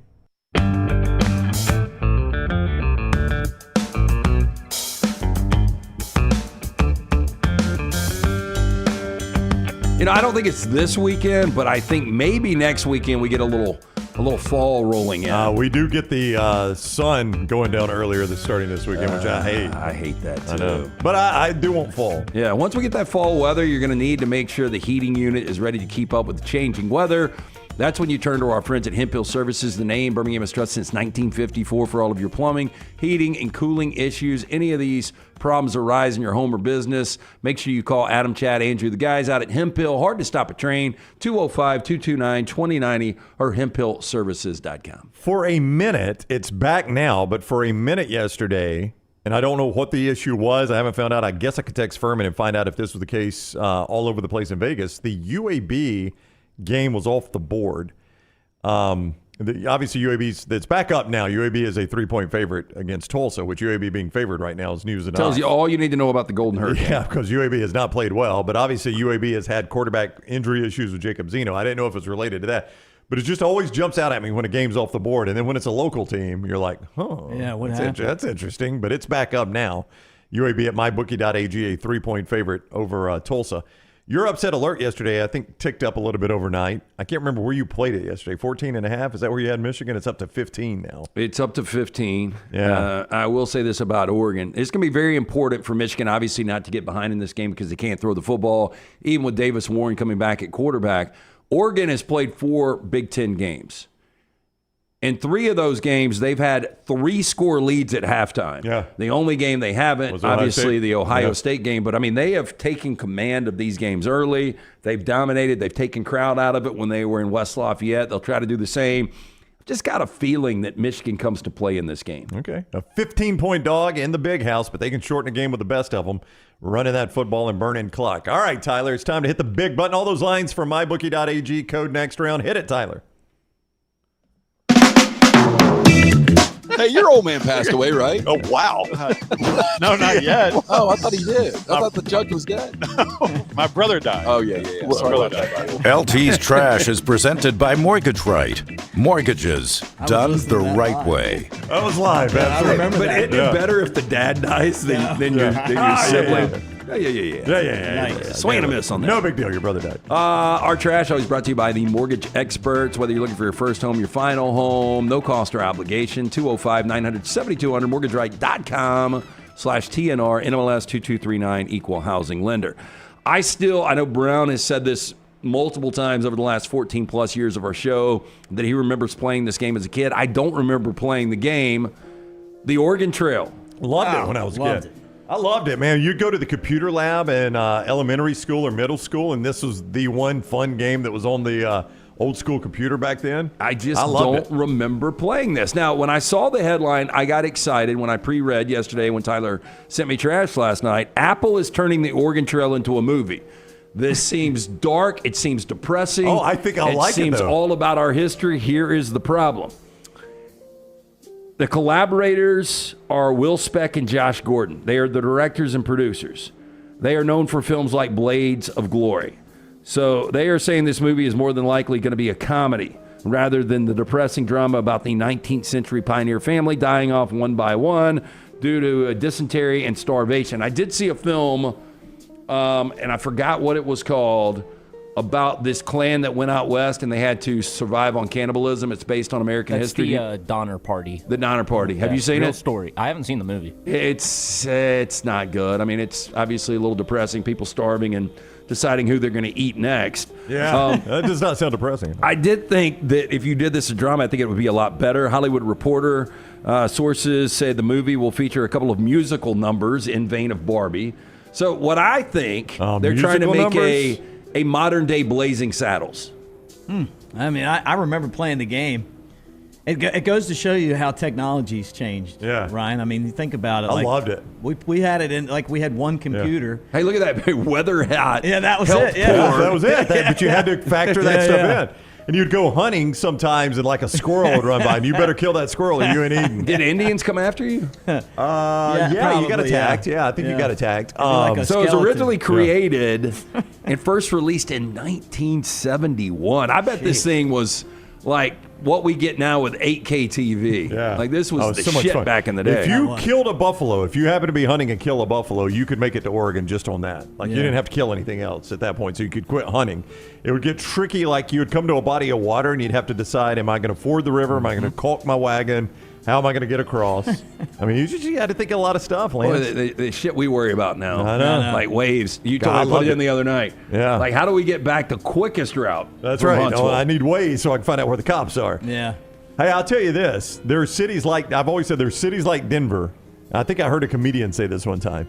You go to Denver and you're like, some explorer got to the Rocky Mountains and looked up and they were like, boys, we're stopping here. Yeah. This is our new home, everybody. I know I said we're going to keep going, but we ain't going over that. Yeah, that would have been a stopping point. That's right. That's where you look and you're like, I think I've had enough, man. We're going to start our city right here. Newly available rental home in downtown San Jose sums up how extreme the Bay Area housing market can be. This Harry Potter cubby is listed for rent on Craigslist and was still available as this Monday. It looks just like the movie. Now, in exchange for living in the 3-foot by 10-foot cubby, the tenant must pay $250 in monthly rent and be willing to do some household chores, according to the Craigslist ad. Now, the living nook, located under a staircase and has just enough space to fit a cot. The Craigslist ad creator said he's looking for a, quote, nice, nerdy gamer who is open to living in a cubby similar to the one from the movie Harry Potter and the Sorcerer's Stone. Now, a description of the rental states, quote, I have a 3x10 little area under my stairs, which can be blocked off with some jury rigging that I'm going to sublet. Fits a cot perfectly. I want to rent it out to a nice, nerdy gamer. Don't care if it's male or female. Cubby is tucked inside of a 1-bedroom, 1-bathroom apartment on 5th Street near San Jose State University. The dweller will have access to the apartment's kitchen, internet, bathroom, TV, Xbox. Utilities are included in the $250 base rent. However, no pets, no criminal record, no addictions, no guest ever. No addictions. Dang it. I got a heroin addiction. I was going to do it. We both lived in California. I lived in Northern Cal, Chico. I know you lived in L.A. I had a job offer. Well, I mean, maybe a conversation about going and working for a team out there. And no. No. I love Alabama. You know what? I mean, I live in Fairhope. It is the greatest city. Fairhope's terrific. In the greatest state. But, I mean, still, like when you start doing the math on how much it costs to live there, oh, boy, you better be getting paid if you're going to go out there. We walked into this Mexican joint in Huntsville on Monday before the game to have dinner. Really and good place, by the way. Yeah, they had one massive big screen behind their bar. And what do you think they had on? They had soccer on. They had the Sci-Fi Channel on with one of the Harry Potters. Oh, yeah, would have never guessed that. Yeah, and of course, Emily Grace got excited. Did you get locked into it? Did you get locked into it? Well, we didn't sit at the bar. No. Okay, you guys tell me how creepy this guy is. 28-year-old man from Greece has recently been found guilty of creating a disturbance by repeatedly trespassing on his neighbor's property to smell their shoes. Oh. Incident occurred October 8th when one of the residents caught the man in their yard at dawn inhaling the scent of the shoe that had been left outside to dry. This was not the first occurrence of his strange behavior. The neighbor decided to call the police after witnessing him trespassing again. Now, following the man's explanation and the neighbor's testimony, the misdemeanor court issued a suspended 1-month prison sentence along with 3 years probation. I mean, I do say that this is kind of gateway tip of the iceberg to something bad probably happening with this creeper. But I don't know if he was to get 1 month, Now, it was suspended, but a month in prison seems like a lot for smelling a shoe. I would have to agree with you. I mean, I guess, if somebody's sneaking up on my porch to smell a shoe, I'm probably going to want them in prison. See, I think you guys are going at this the wrong way. Okay. All right. Educate me, Mick. Well, first off, we have something called fans only, right? Or is it only fans? Only fans, yeah. Like this I like how you mess it up so everybody knows you don't use it. Yeah, right. I noticed that. Not me, honey. Yeah, fans. I've heard of this, right? I mean, right off the bat, there's some money to be made, right? And then wasn't there a very attractive lady that was like, selling farts? So I there mean, was farts in a jar. I mean, maybe there's a market for this out there. Could be. Well, I mean, Gwyneth Paltrow created the candle that smelled like a vagina. Yeah, there is that. And she sold that thing out. She did? Did she? Yeah. What's it called? I think she calls the company like Goop. Yeah. Okay. Something like that. There you go. That makes very a lot appealing. of sense, Tyler. Yeah. Goop. A dog resembling a human generating income by posing in amusing outfits for TikTok. Calman Barber outfits his 2-year-old Cane Corso, type of Mastiff, by patting her arms and legs to create an illusion of a muscular man. This kind of dog that will kill you within 30 seconds, That's by the actually way. pretty funny, though. I kind of like it. Oof. Boy, those dogs. That Mastiff It's a big-ass dog. Yeah. Now, the dog's expression and calm demeanor went over viewers, even as she's posed in various hilarious situations like pretending to do pull-ups, relaxing in a deck chair. Her videos have gained significant popularity, allowing Mist to earn an impressive average of nearly 1,000 each month through TikTok views and sponsorships from major companies like Universal and Expedia. Now, Callum, a landscaper gardener in Coventry, England, says he banks all the money in a separate account for Mist in case she ever needs it for vet bills. For example, every time she does a social media appearance, he buys her an $18 steak, in which she loves. Nice. Said it all started one day when I went out, quote, found her sitting on a four-wheeler. She was just sitting, looking like one of us, and I thought it would be fun to put on TikTok. She often sits on the sofa like a human with her arms just drooping down, looking at the telly or out the window, so it started as a bit of a laugh. Her TikTok account has 68,000 followers. So Mastiffs are ill-tempered, you tell me? No, some, like the Cane Corso. Oh, and I okay. think it's more protective. Yeah, it's more protective. Yeah. They have a really high prey drive, and so if you live in an apartment, usually they have a rule in the lease where you can't have a Cane Corso. Really? A really high prey drive? Yes. They were used for hunting, and so Yeah, and if you breed a dog for hunting, they're going to want to chase after small animals. Yeah. Okay. I've never heard the phrase prey drive, though. That was the first time I'd heard that. Leave it to Tyler. Tyler. The head on that Cane Corso, man, it kind of That's looks just like quite big. I watched some of the other day. I watched some of the Vince McMahon documentary. Oh, yeah, I've watched that. Yeah, some of it. And looking at Andre the Giant's head. Oh, it's huge. Like, I was like, I just wonder what his skull looked like. I mean, it was just massive. And there it is. Yeah. Well, he drank like what, 130 beers and a 153, they said, was the on the record. trip. The question I have for you guys along the same lines is when you see people and they look like their dogs, do they buy the dog that looks like them, or do they kind of turn into that face as they kind of get I used think to the the dog turns into their owner a little bit. Really? Yeah, I think so. Because that has happened. I mean, I've seen that before. Yeah, that's a real thing. So Alex says, LT, most breeders, this is in the mybook.ag chat room, most breeders who breed a Corso will not let just anyone have a Cane Corso puppy. Well, I think responsible breeders, I checked in about a Belgian Malinois. Yeah. And the guy was in Atlanta, and he's like, you need to come over. We've got to sit down. It's a process of interview. And then watching more videos, they're awesome dogs, but I was like, I can't handle this. So what did I do? That's a Dialed lot it down of to time. the old Vizsla. Yeah, the Vizsla, they're not active at all, are they? Boy, it's wearing you out. Anybody should have to have interviews when it comes to Vizslas. I think, again, responsible breeders need to tell you exactly what you're getting into. And as a dog owner, I think you need to investigate a little bit as well. That is Trash, presented by Mortgage Right. Yeah, again, your mortgage experts, whether you're looking for your first home or your final home, these guys, no cost or obligation, just to give them a buzz and get their advice on anything that is mortgages. 205-900-7200 or mortgageright.com. And the show this hour presented by our friends at Champy's World Famous Fried Chicken, champy'schicken.com, right there on Highway 119. Sterling got those doors open for lunch now.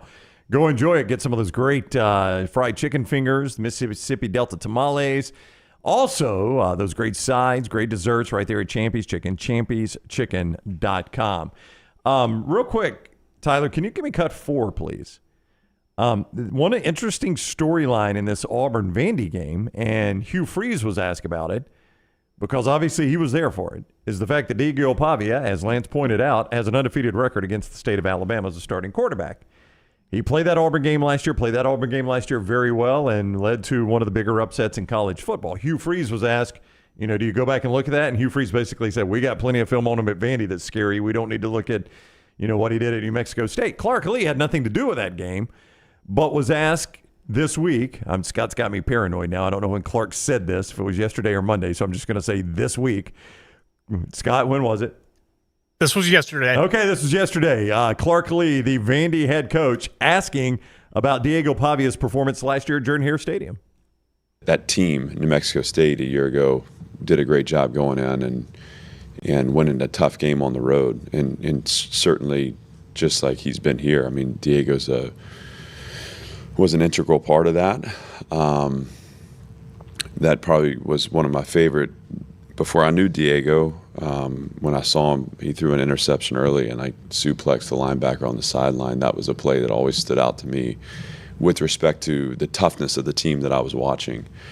But come to know Diego, that's just a part of his personality. So we haven't spent any time on that, nor will we. This is a new year, obviously a new team, and a new challenge at Auburn. This is an improved team at Auburn too.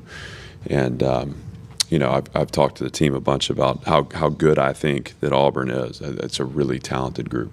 It wasn't a close game. No, it was New Mexico State won the game 31-10, and Pavia was really, really good. 19-28. It wasn't a fluke. 3 touchdowns, no picks. Yeah, I mean, they were up at half. They were up after 3, and obviously they closed it out. Yeah, I do love the thought that everybody thinks that you got to go back to the New Mexico State game. This guy's got 2 months of Vandy film.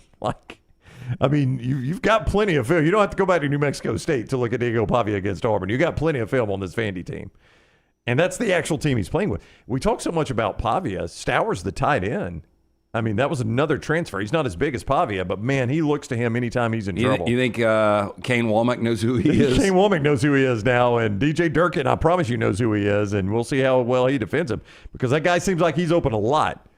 He was dynamite in that Alabama game. I'll tell you this, when I was broadcasting County High football and you'd play Mountain Brook, Coach Yeager and those guys, you'd go watch them and you're like, man, how are these guys winning? But they're just so well coached and they're in the right position all the time. And when I saw the Vanderbilt game, it reminded me of Mountain Brook. I haven't covered high school football in a while, but back when I was. And I see them going into this game, and I think they're one of the best stories in college football. Yeah, I love watching them. I really do. For them to be ranked last week, and obviously they fell out after the really tight loss to Texas, and they're not ranked now at 5-3.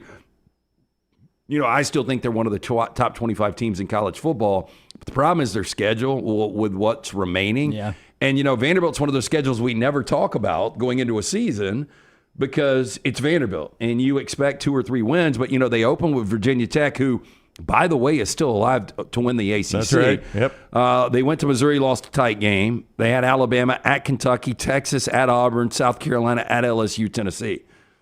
I guess it's life in the SEC, but that's still a really tough schedule. It's tough one. And we're probably going to look up, and Vanderbilt at the end of the year might not get bowl eligible, I know, which is crazy. Even with a win over Alabama, that's going to be crazy. All right, let's close the show with our spotlight. It is our sneaky good game of the week, everybody. And you may not have one. It's fine if you don't. You just jumped in here in the last hour, and I forgot to warn you. Every week we try to give you a sneaky good game. Might be flying under your radar. You can enjoy on a Saturday. Hit the old spotlight there, Tyler. The College Football Spotlight. This weekend's sneaky good game. It's presented by McCurry Van and Car Rental. Rent from McCurry Van and Car Rental, the local rental company you can depend on. Trucks, SUVs, passenger vans, cars, easy to rent all over North Alabama. They make it easy for you, in and out fast. Athens, Muscle Shoals, Huntsville, Coleman on 2nd Avenue Northwest, and Skyland Boulevard in Tuscaloosa. Reserve your rental today, 256-559-1003. That's 256-559-1003 or McCurryRentals.com. Games that might be flying just a little bit under the radar that could be better than you think. What you got, LT? I'm going to go to the cocktail party. I know it typically never flies under the radar. Used to be 2:30 CBS. But you look at this Florida team, they've won 3 of their last 4. DJ Lagway last week against Kentucky averaged 37 yards a completion. That is the highest in the FBS, since 2008 with a minimum of 5 attempts. Look, Lagway is just raw and young enough to not know any better against this Georgia defense. It is a rivalry game. The last time Georgia lost to a team not named Alabama was in the cocktail party back in 2020. I've just got a feeling that Florida, I almost made it my upset alert. Oh, did you? Yeah, now? I've got a feeling that Florida is keeping this game really, really interesting. I got one for you guys, and I know that this is a game that other people are probably looking at and going, yeah, I see this. Texas A&M is going to lose to South Carolina, and it's going to be interesting because Texas A&M has beaten everybody in the SEC, but that South Carolina team is Jekyll and Hyde. I think they're going to have one of their big games this weekend. I know the line's only 2.5, but I just got this feeling that it's not even going to be close. You think your guy in Vegas is going to take A&M?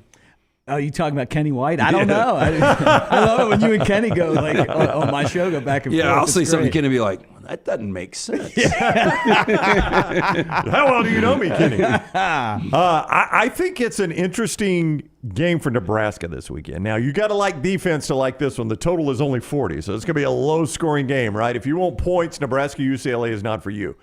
UCLA just got their second win of the year. They actually, as I mentioned earlier, scored over 21 points for the first time this year. In fact, scored over 20 for the first time this year.